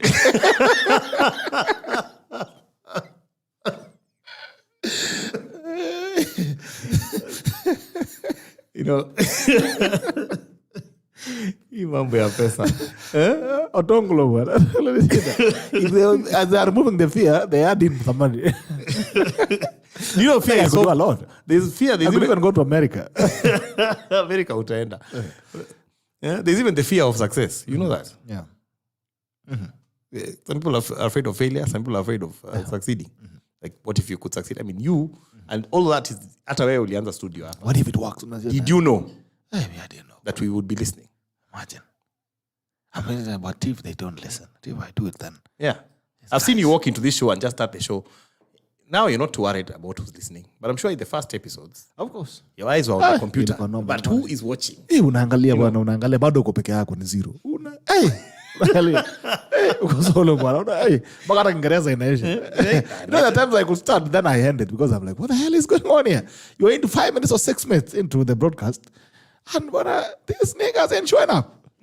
So you're like, okay, we'll try it again tomorrow. So it's been a pleasure. See you guys. Bye-bye. So yes, I mean, fear.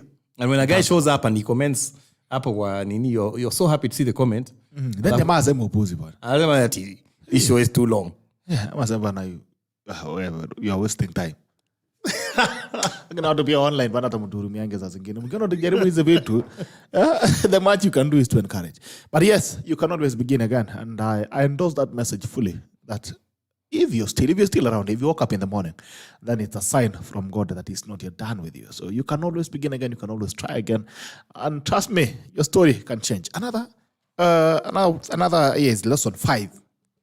I'm going random. Lesson 5, take responsibility for the things that have gone wrong with your life. And this is quite something. Most of the time, we only think we have a lot of people to blame except ourselves. But I mean, when things go wrong, we have everyone else. Oh, you didn't find hivi. Oh, kama hii ingekuwa hivi. Kama huyu angekuwa. But you have all the people to blame, but we never look back within and take responsibility for the things that we've done wrong. How much have you taken responsibility for? And what is your message in that? I try. Even in looking at the things that have gone in my life, I try.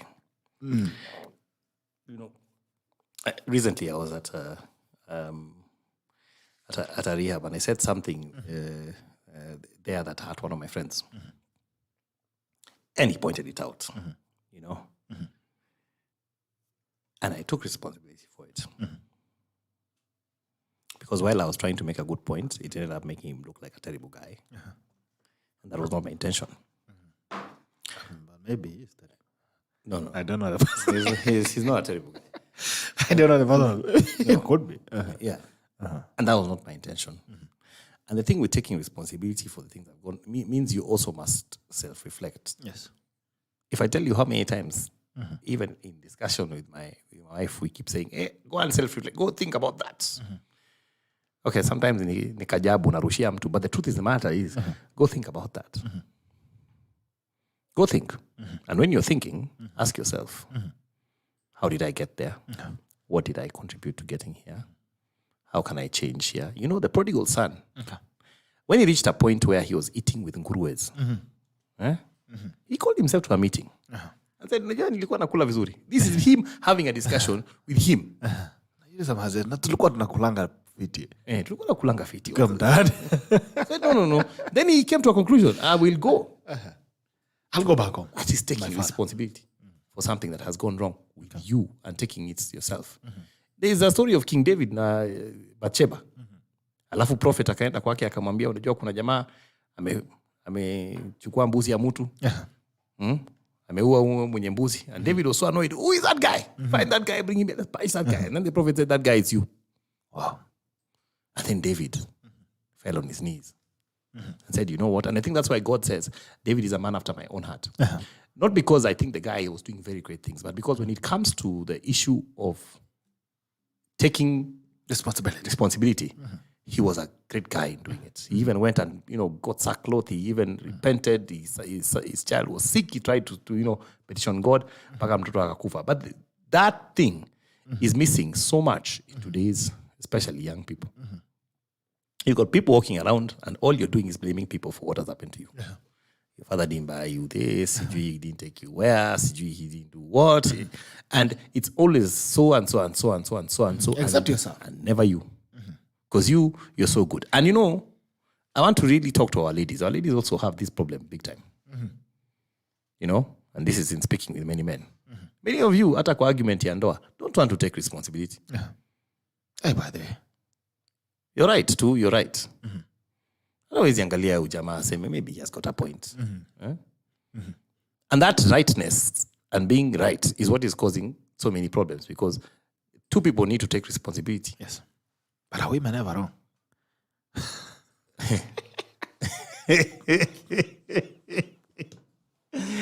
You don't ask me questions that will that will bring for the records. Just for the records. Are they? But for women, there's an issue there. They'll say the men want to, and then we also have some men who are difficult, who don't ever say sorry. They don't ever do that. And that's a fundamental thing in taking responsibility for yourself. Not only do you take responsibility, but where you realize you have made a mistake, as you will when you take responsibility, then you must bring yourself to the point of apology and restitution.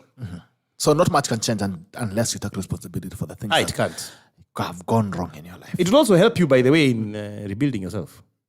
Nakubali makosa iko hapa. Yeah. I don't know, guys.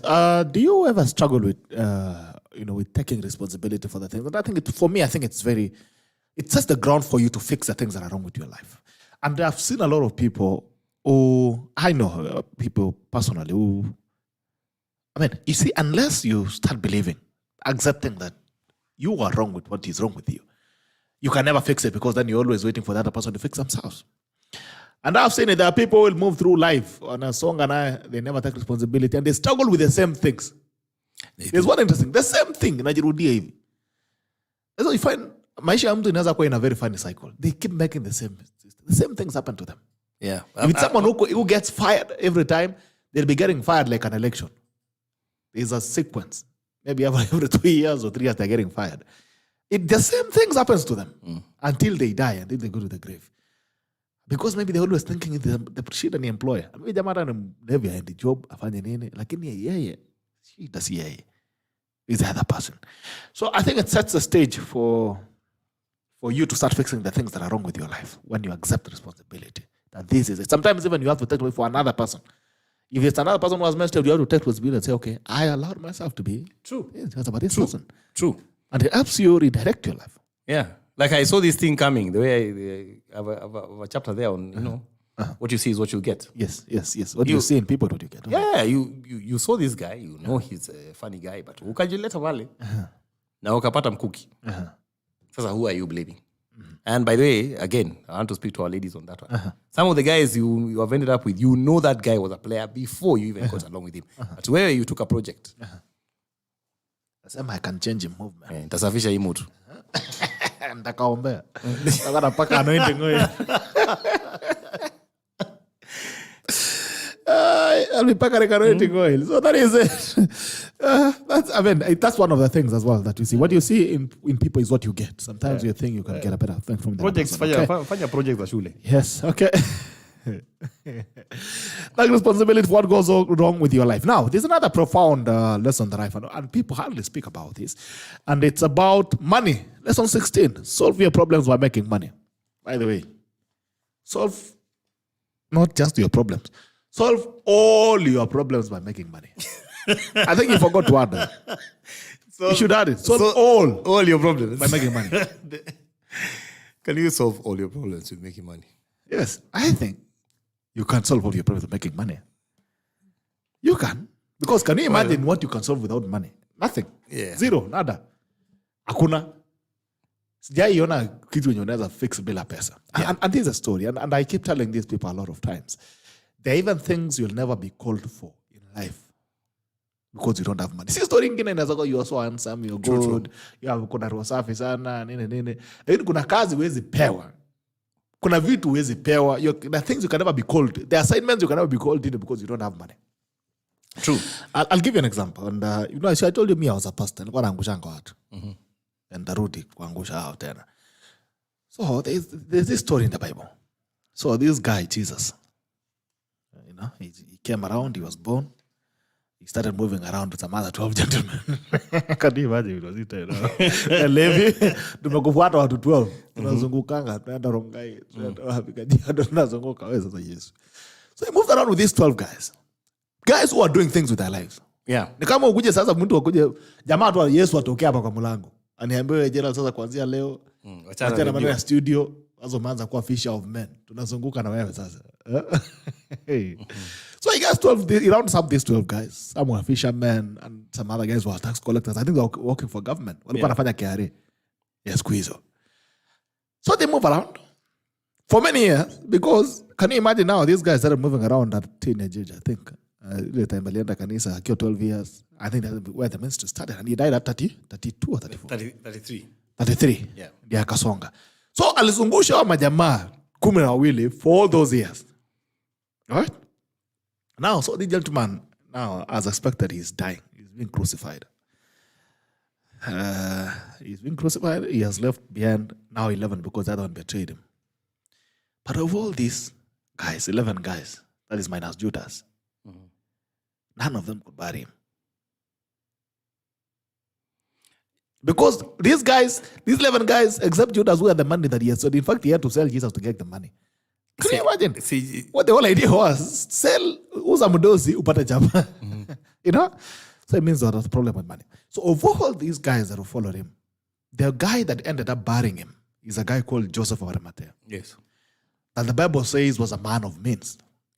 And he had even his own tomb that he had built for the day he died. Yeah. There are things you don't do when you're poor. Unajua, they kama kuna mtu anaogopa kifo zaidi is a poor man. I never understood why. Because it should be easy for you to go. Hata ufai kuwa na pressure. Kwa sababu unasema, what are you doing anywhere around? You should not fear. But if there's someone who fears to die, is a poor man. But a rich man can even prepare for his own death.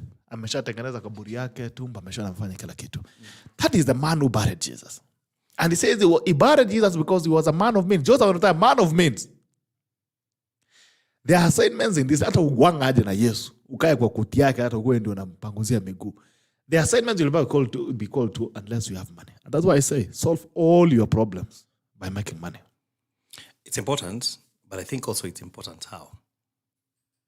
You know, let's get the basic. Yes, solve your problems by making money. Mm-hmm. All your problems. You need to stress that. That's a fact. Yeah. In terms of like, even in family gatherings, ule mwenye akona pesa anachukuliwa more seriously. Watasema anapewa kazi mzuri. Watasema hata a crisis can happen. Watasema acha tungoje bitoka afike. Tungoje mdosi. Because hiyo anasema ile mzazi tunangoja bitoka fuka yao enda washa hiyo matumbo. Na bitoka sasa ni last born wetu. Tunangojea. Nikifika naambia leo fungulia soda. Unafungua na meno yako. Hey, let me so, there's some power. There's some power in tombs. That's a fact. And yes.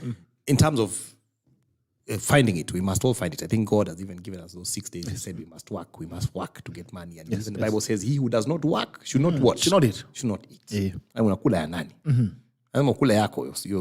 he also says, I will bless the work of your hands. Yes. Not our guys' hands. So it's important that you solve your problems with trying to make as much money as you can. However, money is a tool. Yes. It's not an end all. It is a tool. And by the way, if you look at money any other way, apart from a facilitation tool, then you lose it. Yes. We are sick. If we have money, we see a doctor. Yeah. We have lost someone. If we have money, we go to Lee. But it's not should be looked at as money is an end all in all, and that's a problem we have got with many of our young people and society today. We've glorified money in the aspect of worship. That's why we sing about it and flaunt it on our videos. Yes. Because it's no longer a tool; it's now our master. And unfortunately, it's even in the church. Because the church that's supposed to know that money is a tool. Yes. Don't apply it that way when they are applying it to their congregants. Utapata wewe ni mdosi of a bank na mimi ni loli. We both lose someone, senior pastor atakuja kwako. Hawezi kuja. Mimi natumiwa interim. Sasa interim ni le chairman wa vijana. Ama hata intern. So even the church has looked at people from a money perspective, which is a very, very wrong thing to do. But in the regard that it makes life better, in terms of the things that you can access, the places you can go, the people you can access, by all means, let's try and get it. Let's not try. Let's get it. Let's make it. And there's interesting thing about you brought about the church. Unajua kanisa, kuna vile ukiendaga kanisa, hakuna mtu ameambia mtu akae wapi. Lakini kuna watu by default, mtu akiingia, hata kama ni kama service karibu inaisha, anaenda mpaka mbele. Kuna mtu akiingia kanisa, hata kama hakuna watu ni empty, ataingia na akaa hapo nyuma mahali. Tuko na positions. So I think in every area there is some level of segregation in terms of resources. But anyway, make money. When the Bible says there was a man in a city. The city had a crisis. And there was a poor man who had a wisdom, the solution for the problem. He saved the city.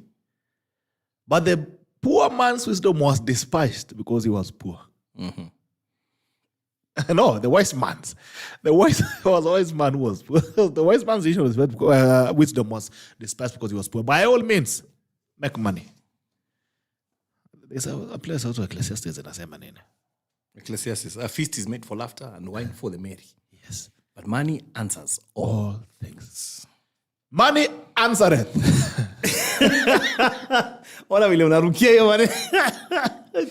All things. So I think these are things that we don't talk about most of the time because you also come from a culture that encourages, that does not speak about resources. And as you see, there are communities in this country that have been able to create wealth over time through generations because they speak about money. They are very personal about money. And by the way, money listens. It does. And you know what's bad? Nowadays, we even have motivational speakers telling you about the richness of your heart and only, just, treasure yourself. And at that point, they're telling you that you're in a seminar where they have charged you money. Imagine. Lakini wewe unaachwa na richness of heart. Yeah, mera na chapa. I think, by the way, isn't it time? They are not listening, but maybe it's time we abandon these motivational speakers. No, kuwa motivated si mbaya. Hata kwa shule wanatuambia you have to pay some money for motivation. No, because zingine bana, yani these guys can tell you, yani unafikiria hata unaweza vuruta lori na mkono. Because they don't tell you the real things. I mean, they pacify you. They don't tell you the hard facts that you need to work hard or maybe you need to go for things. I mean, it pacifies your soul. It gives you it's almost like you're being given painkillers, palliative care. And poverty and palliative care. It's got its use. It's good. I think it has its use. I think there's some motivation that can help you get through some days. Kuna masiku zingine you're very, very low. You just need to hear someone telling you, Lakini pia lazima nakwambia pia a practical way out. Yes. Kuna hiyo high unapata with that. Si mbaya. Because I think there are a lot of people who are in a cycle in life. Wanazunguka mahali pamoja because nobody tells you the truth about life. Nobody tells you the real things about your problems. Kama sasa nikukuja wewe nikwambie this and then I don't want to tell you the real thing. Maybe you're messing up, you're drinking, nikwambia usijali. Naweza kosa iwe ni mlevi lakini Mungu anakupenda bado. Kunywa lakini usikunywe sana. Lakini sikwambii wewe acha pombe. Utakufa na ipo. Utakufa, hiki itakuwa. This thing will kill you. People hardly talk about that. All right. Kuna lesson. So by all means, make money. Hi. Nimeona NLSL Ketan Sama General Bito gives a great show addressing family and parenting issues. Where can I get the book? It depends on where you are, but you can get the book as well directly from LEVI. Yeah. Should I give out your number? Yeah, mpatie. Hi.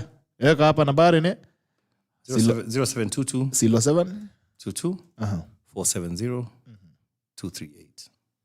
238. All right, you can call up LEVI. LEVI. Yeah, within working hours. Usiletee shida nyumbani. Okay, now tunauza kitabu shemeji, kama unatusikia tafadhali, ukiona simu zinapigwa ujue ni vitabu tunauza. Hizi tunanga maneno na LEVI, we don't have a problem. Sisi ni watu wangwana sana. Haya, honorable keep kema sema LEVI, I want one book. Please, you can make another number ndio hiyo. Yeah, text me, LEVI Kones, please text him. I mean, this is one book you cannot afford not to read. So please, ensure that you get your copy at only 1,000 shillings or 999 999.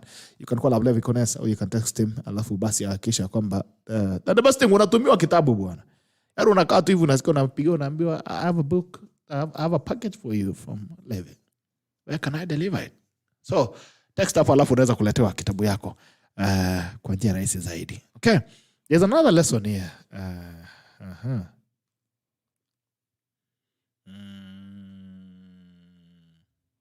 Okay. There are challenges you'll have to surmount more than once. Dig in and do it again. Oh, yeah. Oh, yeah. I think all of us have got something like that. Kuna kakitu ulifanya, ukafanya poa. And then you found yourself.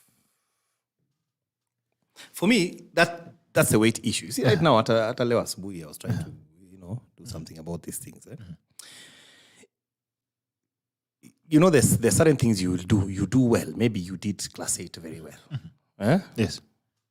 And then you did not do your first year in Form 1 very well. You're going to have to dig in and do it again. Just because you did, don't fear. Yeah, just because you did something once and it did not work out does not mean that you should not try again. There's a lot of vilification nowadays for trying again. And I'm no advocacy for what's it called? For Raila Odinga, but I need to say this. Raila Odinga is trying for the 5th time. There are people who vilify him for it. But yet go and listen to motivational speakers and say, keep trying. Doing it again. I would like to be 80 and running for president myself. You know why? It gives us hope that at least there's still a dream for somebody who is older. I mean, look at Biden. Should be playing with his grandchildren, but he ran for presidency. We should be able to look at, just in terms of that particular act and regard, even guys who are running for elections, who have tried and tried. No problem. There's no problem with trying, so long as it's not detrimental to yourself. You understand what I'm saying, Gerald? Yes. Kuna watu wanajaribu elections, na wanauza mashamba, manyumba, manini, Yes. So long as it's not detrimental to yourself, to your personal well-being, by all means, try again. Try again. By all means, try again. There's another profound lesson. Lesson 3. The start of something is everything. Be cognizant of those moments and start well. And I usually say, what begins wrong ends wrong. Okay. Yeah. I think too many of my stuff began wrong. So, Leona, do you know when I went to Sacho, in my second term of... now, this one is not in my book. Now, I omitted stories of Sacho deliberately because I thought maybe I'll write a book for high school one day. Because the people who I went to school with, one of my high school mates was like, why are we buying your book? You know your scandals in school.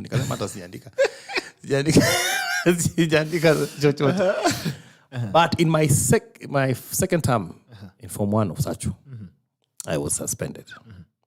It was the news because not only was I suspended in second term of Form 1, but I was the very first Form 1 guy to ever be suspended in that time.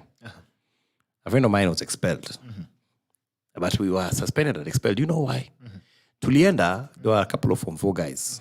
I don't want to name them. Some of my friends. Some of them are very good friends of mine who listen to your show. Thank you. Now, mnanisikia by the way. We're going to name you today. This is the day of your naming.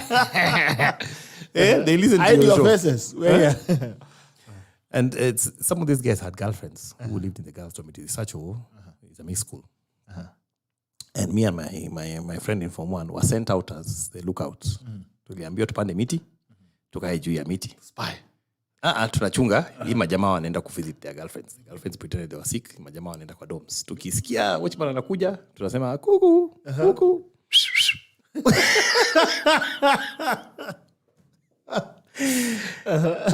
So we were busted up that tree by a very vigilant security fellow called Kipsang.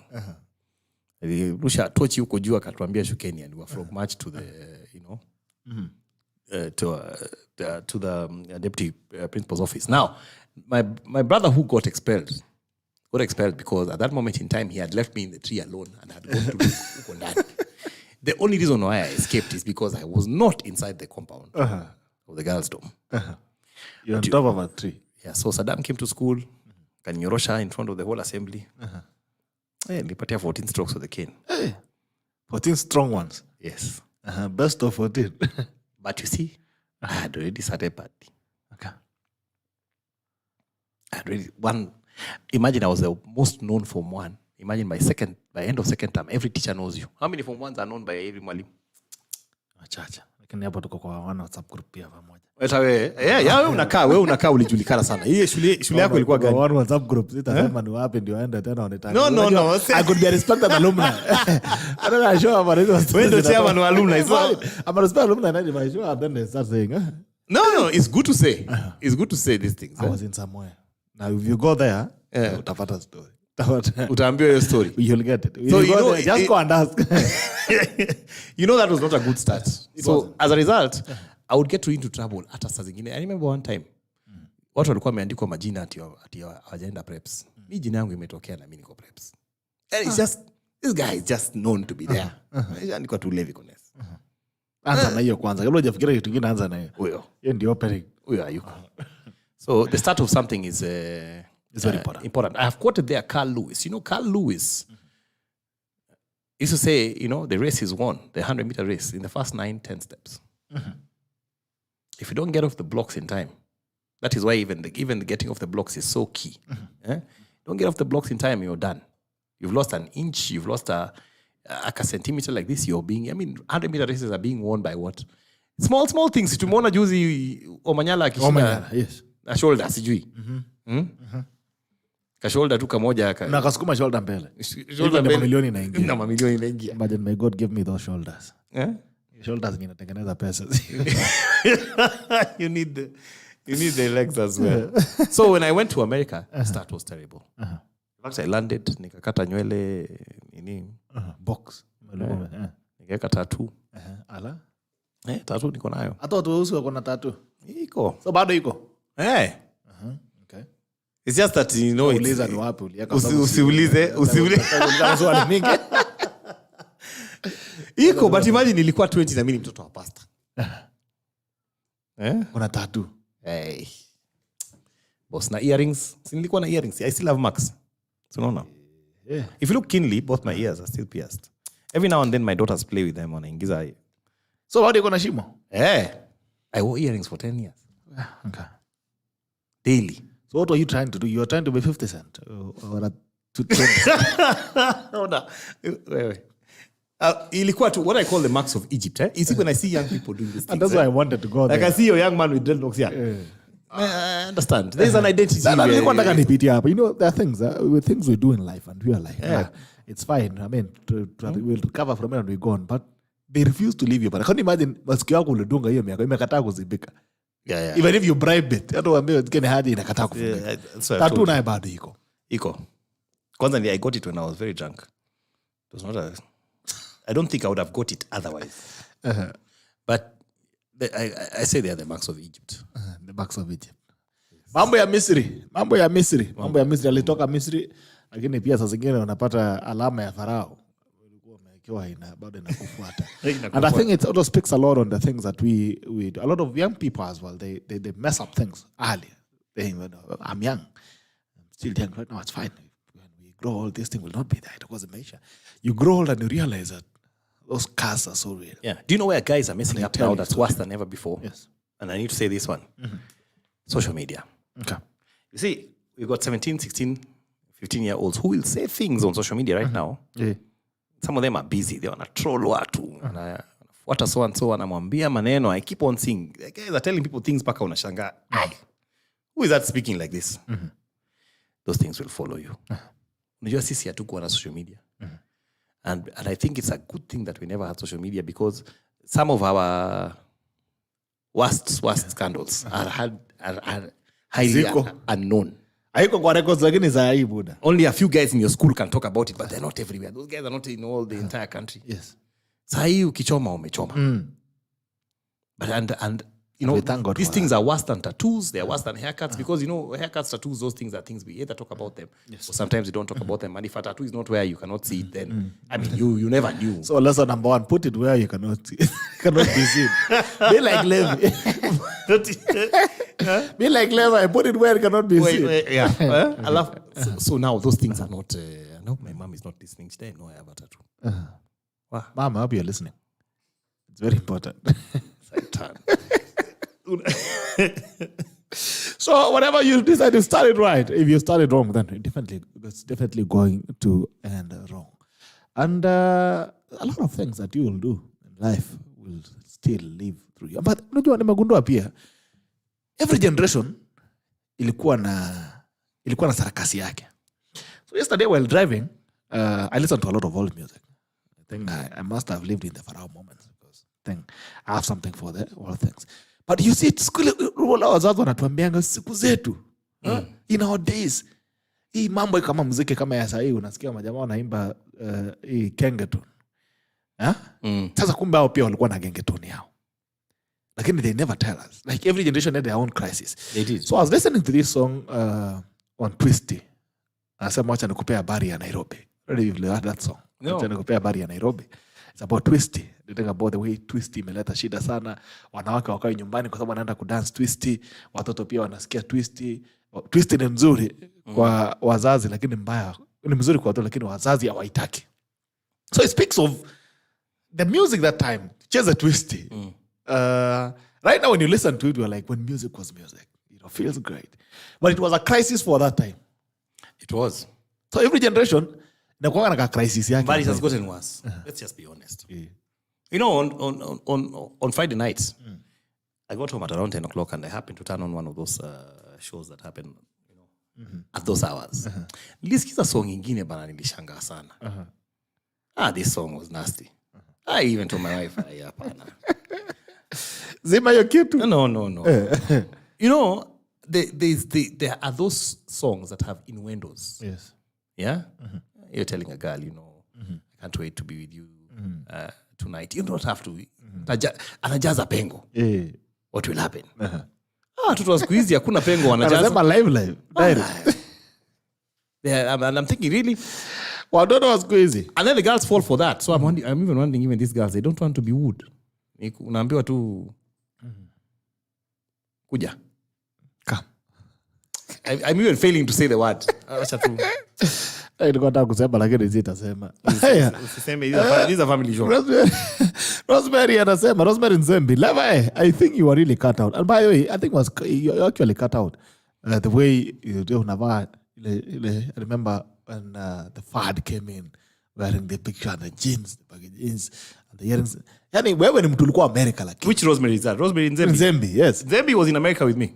Anasema, I think you were really cut out for America, at least in your mind. I like those questions. You wanted to be 50 cents. Okay, imagine if we had social media back then. We were just creative. Now I need your mom's number for that tattoo gossip. Haupati. Mimi ndakutafutia namba. So I think wewe ulikuwa kama kile makosa tu ilifanyika kidogo ni Saddam kwa America. Lakini I think you should have been born in America. And maybe you need to go back again to America. You think? Yeah. I don't know. I think I exhausted everything I needed to do there.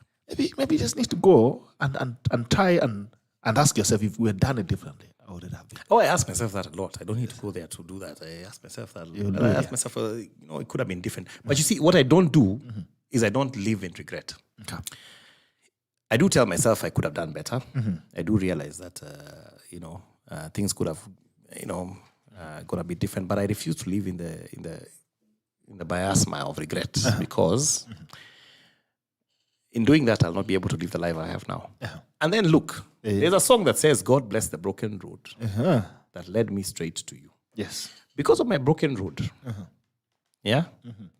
I'm able to be a father today to girls I love who I can, redirect and impact. Had I been in America, perhaps I would not have met them. Or perhaps I would even be dead.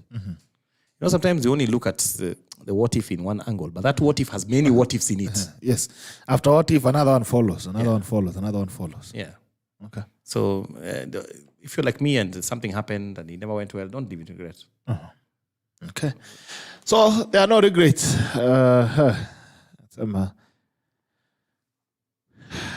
You can never live your life any other way. You can't. By the way. You've told kubali tu mahali umekanyaga babaya. Unakubali. Now, 2 last lessons. I'll finish with lesson number 1. Lesson 11, every win starts from the inside out. Yeah, that's true. Before you win outside, you have to win inside. Yeah. You have to be your best cheerleader. A lot of battles are won and races are won inside first. Hata kutafuta tu msichana wa kuoa. Si unaanza na akili na thoughts. Pigwa najichocha kwanza. And I chocha if I go and talk to her like this. Kwanza unaanza you create the image of the woman. Kama hujamwona Imagine you have to do that for everything. You create your ambition in your head. Do you know the Bible says, don't you know that you are gods? Have you ever seen that statement? Don't you know, in fact, that ye are gods, and the gods with the small g? Do you know why? Because in our godliness, so to speak, in quotes, there are things we can cause that are supernatural to become natural. Hallelujah. Because of what we do. Now, I may sound like a motivational speaker there, but that's a fact of the matter. We attract those things way before they even come. Like, you do I don't know whether you think about it when you come into the studio. You come to the studio, you're thinking about your conversation, what you're going to say. And then you end up having a very nice conversation. And lots of people have tuned in and, you're getting great reviews. But you are already psyching yourself up. The chocha. With the chocha. I spoke there about Cristiano Ronaldo. And I'm not even a Man U fan. But I watched something he said and I really liked what he said. At some point he was taking 1,000 free kicks per day. 1,000. Allah? In fact, he got to a point now where akiweka bola hapo chini. Anasema before he goes to kick it. Anaona ishaingia na imeingia pale. By the time he kicks it, he even turns. He said he even turns. He knows. Anajiandaa. Ashamaliza hiyo kazi. Hii imeingia. Okay. Ile pia haijaingia. He knows. Straight from the kick. But already in his mind, he already saw the goal. Yes, in the end. The same thing we have to do is apply that to our life so that we are always our best. No one will motivate you the way you motivate yourself. That's true. Let no one kid you. You don't have to go paying, and especially, we've got people paying at millions of shillings to go and listen to someone to tell you that, you're going to be great, you're going to be what, you're going to be what. You're just making them rich. Motivate yourself. Motivate yourself. Tell yourself, I can do it. I can make it. I can be it. I can see it. And it'll happen. Itafanyika. Lastly is lesson number 1. Know your value. Know your value. I think that was one of the most profound lessons for me. Know your value. A lot of things will never happen in your life. There are doors you'll never unlock until you know your value. Because it's your value that unlocks doors. By the way, do you realize that even me calling you here to come here and tell us these stories is because of your value. You have a value recurring with you. And you're here because I want you to give some other people the value that you have. If you are not, I think there's only little actually that could have happened. You can overvalue yourself, but never undervalue yourself. Because if you overvalue yourself, someone can bargain with you to bring you to your value. Yes. But if you undervalue yourself, you start already. If somebody even negotiates with you, you're at negative. Yes. This lesson I never learned growing up. It was it's a lesson I've had to learn way in my adulthood, and I've been punished a lot for it. I used to MC events. Una MC event unaambiwa ati unajua sasa umefanya MC tutakulipa 5,000. Si ndio? Ina 5,000. 5,000. Na 5,000 hiyo by the way utafukuzana na treasury after nini. And then he tells you I'm paying big things, I'll come to you. And that's why I wanted to come. Analipa. Have you realized man? Ushaiona. Analipa tents, chairs. Yaani vitu ya maana. Yenye inajua, inajielewa. Imagine yani kiti inalipa pesa mingi kuliko. I'll come to you. Na hiyo saa hiyo unaambiwa you at your I'll come to you, it's money you'll never see. And you know what happens? The same guys had a wedding after that or have an event over that and they call so and so and they pay him 50K. Well, 5,000 yako bado tu. But you're the 5K guy. You've never really known. And a lot of young people are so shy. I was at a men's meeting in Nyali. And these guys were telling me how a young man asked me, how do I value myself? You know? He was telling me, you know me, I do a lot of sound work. And, you know, I have these things. I'm called to do these things. And sometimes I'm called by men I respect. Men who are my father's age mates, men who could be my father. But I don't know how to. Hao ndio wasi kwanza kabisa. Hapo ndio hozi hivi. The blackmail you say ambiwa wewe. Hapo ndio kuoshwa inaingia. Hey my friend. I don't know what to charge them. I don't know how do I charge them. I told him get a charge sheet, a formal one. When they call you for work, send it to them. There's 2 reasons why I MC today. If you noticed, by the way, there's a time I used to MC a lot of weddings as zilipotea. Uliona nini sinema unapigishwa? I only MC for 2 reasons. Either for good money or pro bono. Okay. But I don't negotiate on my value. I'd rather lose the job. That way, ukikuja, when you're calling me, you call me, we just talk about it. And I've realized that has worked even for, I'd rather have one big job in 1 year. Than many peas. Now, it comes a lot of stress. Your 5,000, by the way, you will work for it. Utakimbizwa. Na baadaye utaambiwa. Wewe ni MC lakini umeambiwa mpaka uoshe vyombo tena. Ukimaliza na hiyo ni kuna sufuria iko pale. And we don't have a shortage of people who are willing to misuse people. A lot of them. Relatives, friends, buddies. Wako wengi sana. And I think everyone who knows that even in business, just stick to your business plan and tell them this is the cost and this is the. If they tell you they cannot afford it, just tell them thank you. I've never seen anyone go to Toyota because sometimes people say, oh, ati unajua nini? Ati wewe una charge so high na so and so tulilipa ya 15. I'm like, okay. Enda kwa 15. Have you ever gone to Toyota and argued with them? No, to Mercedes-Benz and argued with them that unajua Toyota also have a 2000cc car like this Mercedes and they are selling cheaper. Anauzia wewe kwa nini unaniuzia hivi? Why are you selling this one at 3 million? What will they tell you? Go to Toyota. Kazi rahisi. Peleka your argument down the road. They never tell you because they have their value, they're selling it there. Yes. Yeah. And I think that's one of the most. There are things you'll never have right in your life, and it is okay not to have it right. But there's one thing that you should never have it wrong is your value, because nobody, by the way, price tags. There's a reason why price tags are on things, and if you don't put it yourself, someone else will put it for you. It's sad, and don't be afraid of loss, because you know what. That happens also in many companies. You know, you have 2 guys doing the same job. Unakula 1 meter. Mimi nakula 15,000. And we are working the same thing. It's happening a lot in this country. There's so much undervaluing of skill. And it's sad because even now we have a debate about degrees and no degrees. And part of it has to do with value. With the value system that we have put in place. That elevates some people because they have degrees. Okay. Umesema. We need to open, but asante sana kuna soko huru degrees. Kwani wale some of these people wanatusumbua wamekula pesa kwa makaunti si wako na degrees. Na bado wanakula tu. They are worse off. Even their doctorates and all that. Now the thing is, but have you ever realized that the lesser you are paid, the more you have to do? Yeah, the lesser my teacher used to say this in class. More. My Swahili teacher used to say, masomo kidogo, kazi mingi, mshahara kidogo. Say masomo mingi, kazi kidogo, mshahara mingi. Pesa mengi. Anyway, so that's it. Know your value. If you don't price yourself, then chances are you'll have a lot of stickers on you. Some even will have stickers of zero. Now, if you realize anytime you undervalue or negotiate yourself, it's even more difficult even for you to get that small one. And there's no harm in you putting out your value out there and avoiding overcirculation. Sometimes these small things, they get even overcirculated and nobody cares about you. Ukipiga kila kona ndio uko hapo. Kila kona ndio uko hapo. Unaokota 2,000, 3,000 hapo. Unasonga, unafika hapo. Mimi kama mimi nakuja hapo napiga bill nasema mimi ni 200. Anasema wewe ngoja kwanza tumalize ya 200. Wewe tutakufikia. Kaa hapo kwa line. Yeah. So the most important thing, please know your value and don't fear to speak it out.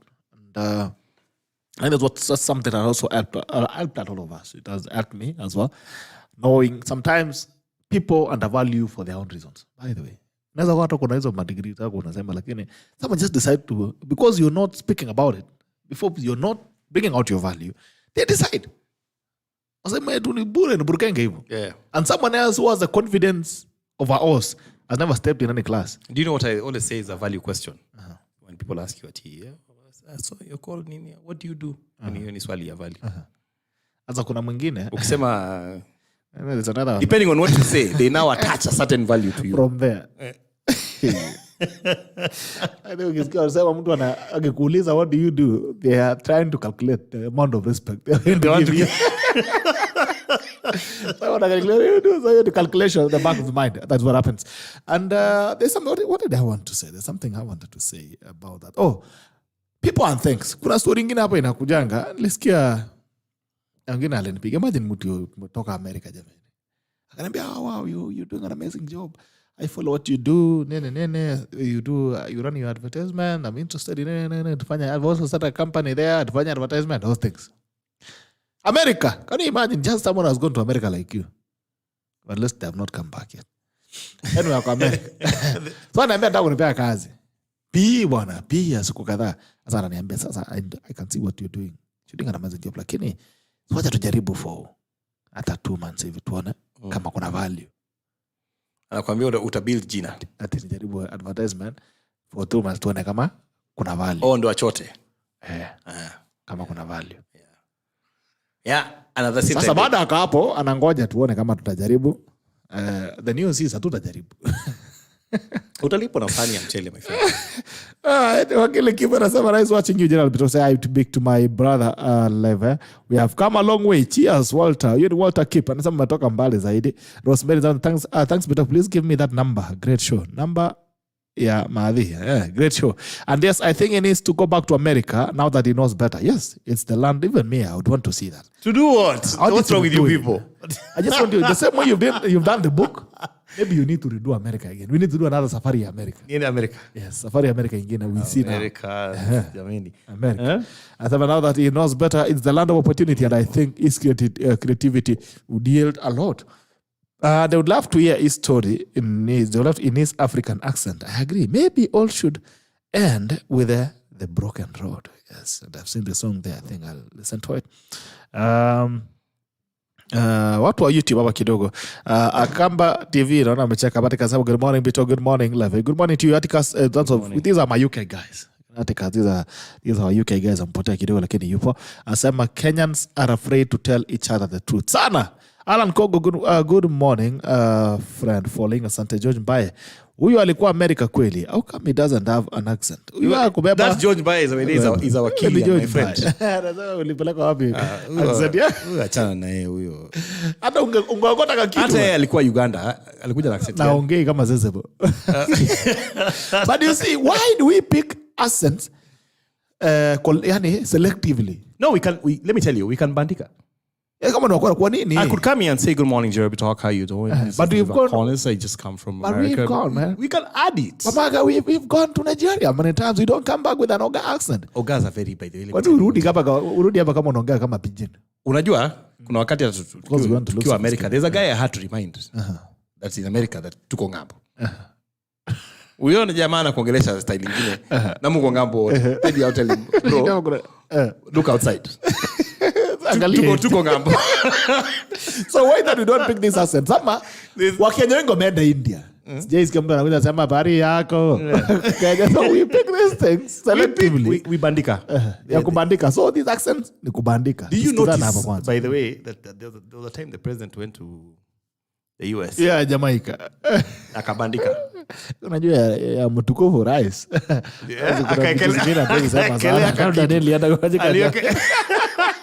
So we cannot go deep into that.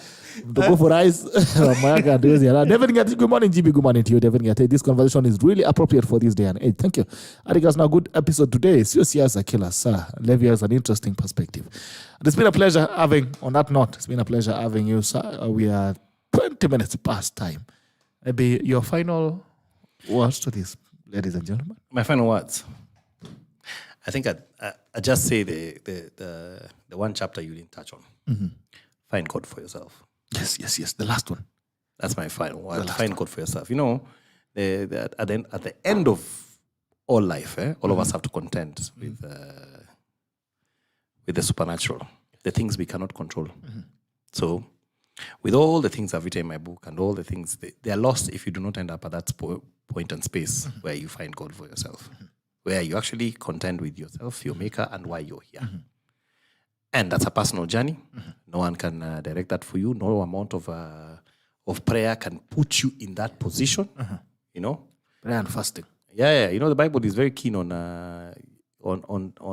what he called on self-confession, the confession of the self. Mm-hmm. Too many of us men are saying, mama ananiombea,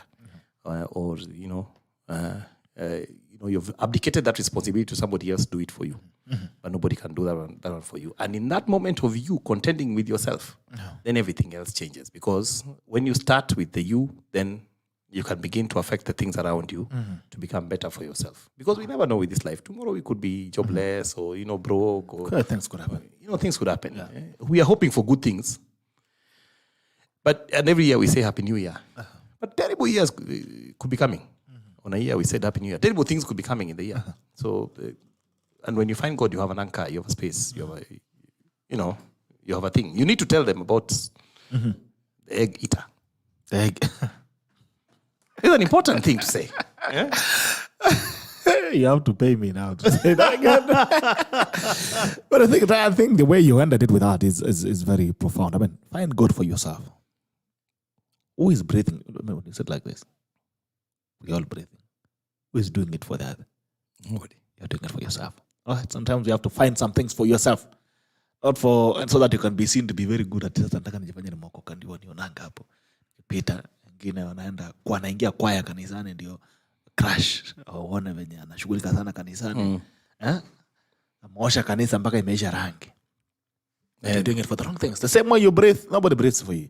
And that's the same way you should do. Sometimes you have to find some things for your own self. Yeah. And the most important thing, maybe find God for your own self, for yourself. And I like that what you've just said. Yes. It doesn't have to be like at you. Wewe ndio unafunga macho unainua mikono sana kanisani. Sijui. Ndio unaongea in thanks zaidi. Rapashakata katusa. Unajua, when God was creating us, he knows we are full of nonsense.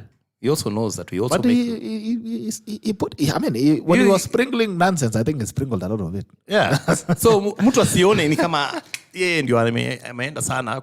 You never know. They say that when we get to heaven, three things will happen.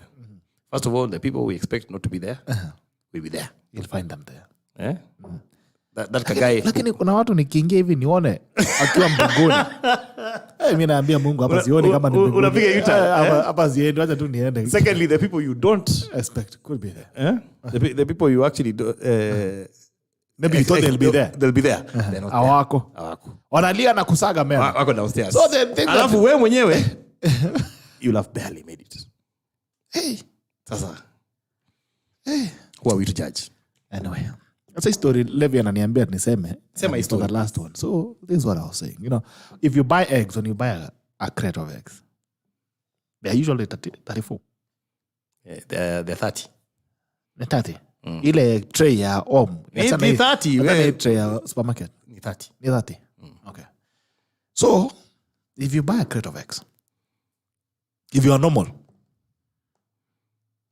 kama uko na akili, kuna vile unakula mayai, unakula raw kama hizi microphone, unakula raw ya kwanza, kama unakula leo ya kwanza unamaliza, unakuja hilo wengine unamaliza, inasonga. Lakini kama kichwa yako ni mbaya, you keep the eggs so tense, they don't know who is next. Juu unakula hapa, unatoa ingine ya katikati. So the next egg never knows when it's going to be next. Kama kichwa yako ni mbaya, hivyo ndio unakula mayai leo hapa, katikati unatoa ingine, katikati unatoa ingine kwa kona. Yaani mayai zinashindana na tension.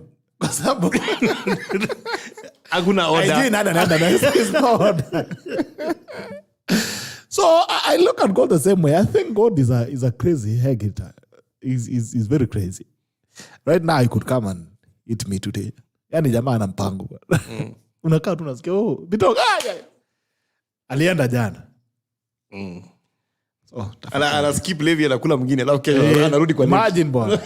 Si ananivuta alafu kesho. Yaani just when you are expecting they should be order. And wherever, like, you know, in normal way, you could imagine that you a younger, someone younger, maybe like Fan is here. Yeah. Should outlive all of us. Should outlive all of us. But sometimes you find she goes fast. Because God is a crazy egg eater. He's a mad egg eater. Na we Levi, umekaa, umefika 90 years, hata umechoka na maisha, you still just moving around here. You know, so there are some things that always live life knowing that there are no guarantees on how God operates. There are none. You know, my grandfather, before he passed on at about 93 there. By the time he was passing on, he used to complain a lot. Every time he would be saying, young people are dying and I'm still here. And the people he's saying are young. Yeah. Old men of 78 around here. Yeah, nasema young people. Kijana ameenda. Na mimi bado niko. I feel it. The other day I was sitting also with my grandma as we finish. I was sitting with my grandma. I love her so much because she loves me. She chose me before I chose her. Now, so we love each other. So apparently all her friends now are gone. So we were just sitting there having a tune. Like, magiko bago. See how Amanda. I mean, they look like she's ready. She's like, now what am I doing here? We are not catching her. There are nobody's to catch up with. Na bado yuko. Na hivyo ndio mambo iko. Na sitasema sana. Hivyo ndio mambo. Right. It's been a pleasure having you as Thanks, always. Thank you and congratulations once again for doing the book. I think it's one of the greatest things that you can ever do as a person. I would want to confess that I might not be able to do this now because there are a lot of things I don't want to say. Now nitasema mwisho huko. So I might not write a book today. But for those who have been given the grace of courage like you and are willing to write something and speak so openly about themselves, maybe we need to keep doing them more, ensure that we can inspire, we can help another person find a better way to do life. So kama unaweza sema pia wenye walienda Uganda, kama nani George, watu wa Uganda tuambie pia ni vitu gani walienda kufanya Uganda, so that we can ensure that people are able to do things in a different way. Atticus from the UK says, thank you for another excellent episode, Bitok. Best wishes to Levi. Atticus, please, you can buy a book. I know you're in the UK, but we can ship it to you. There's no useless experience. 20 lessons from the University of Life by LEVI KONES. Phenomenal. It has been a roller coaster, taking me on an emotional odyssey of many highs and lows. You know, Leonard Kafafa.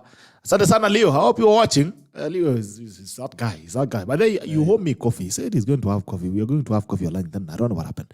A brutally honest and raw self-reflection of oneself. Elizabeth Muge. That's the same Elizabeth Muge in the US. That's the one. Liz, huh? Yeah. Okay. Oh, nice. That's it. So get your book from Levi on the 999. It is 1,000 minus 1 shilling. Alafu unaletewa yako. It's my pleasure. Thank you. This is the manual to life. If you want, I appreciate that. Thank you. I mean, if you ever wondered how life would be if it came with a manual, this is it. Until tomorrow, see us on Wednesday. At least we have to start off your week in a better way. Until then, this is a tackle and it ends now. See you tomorrow. Bye-bye.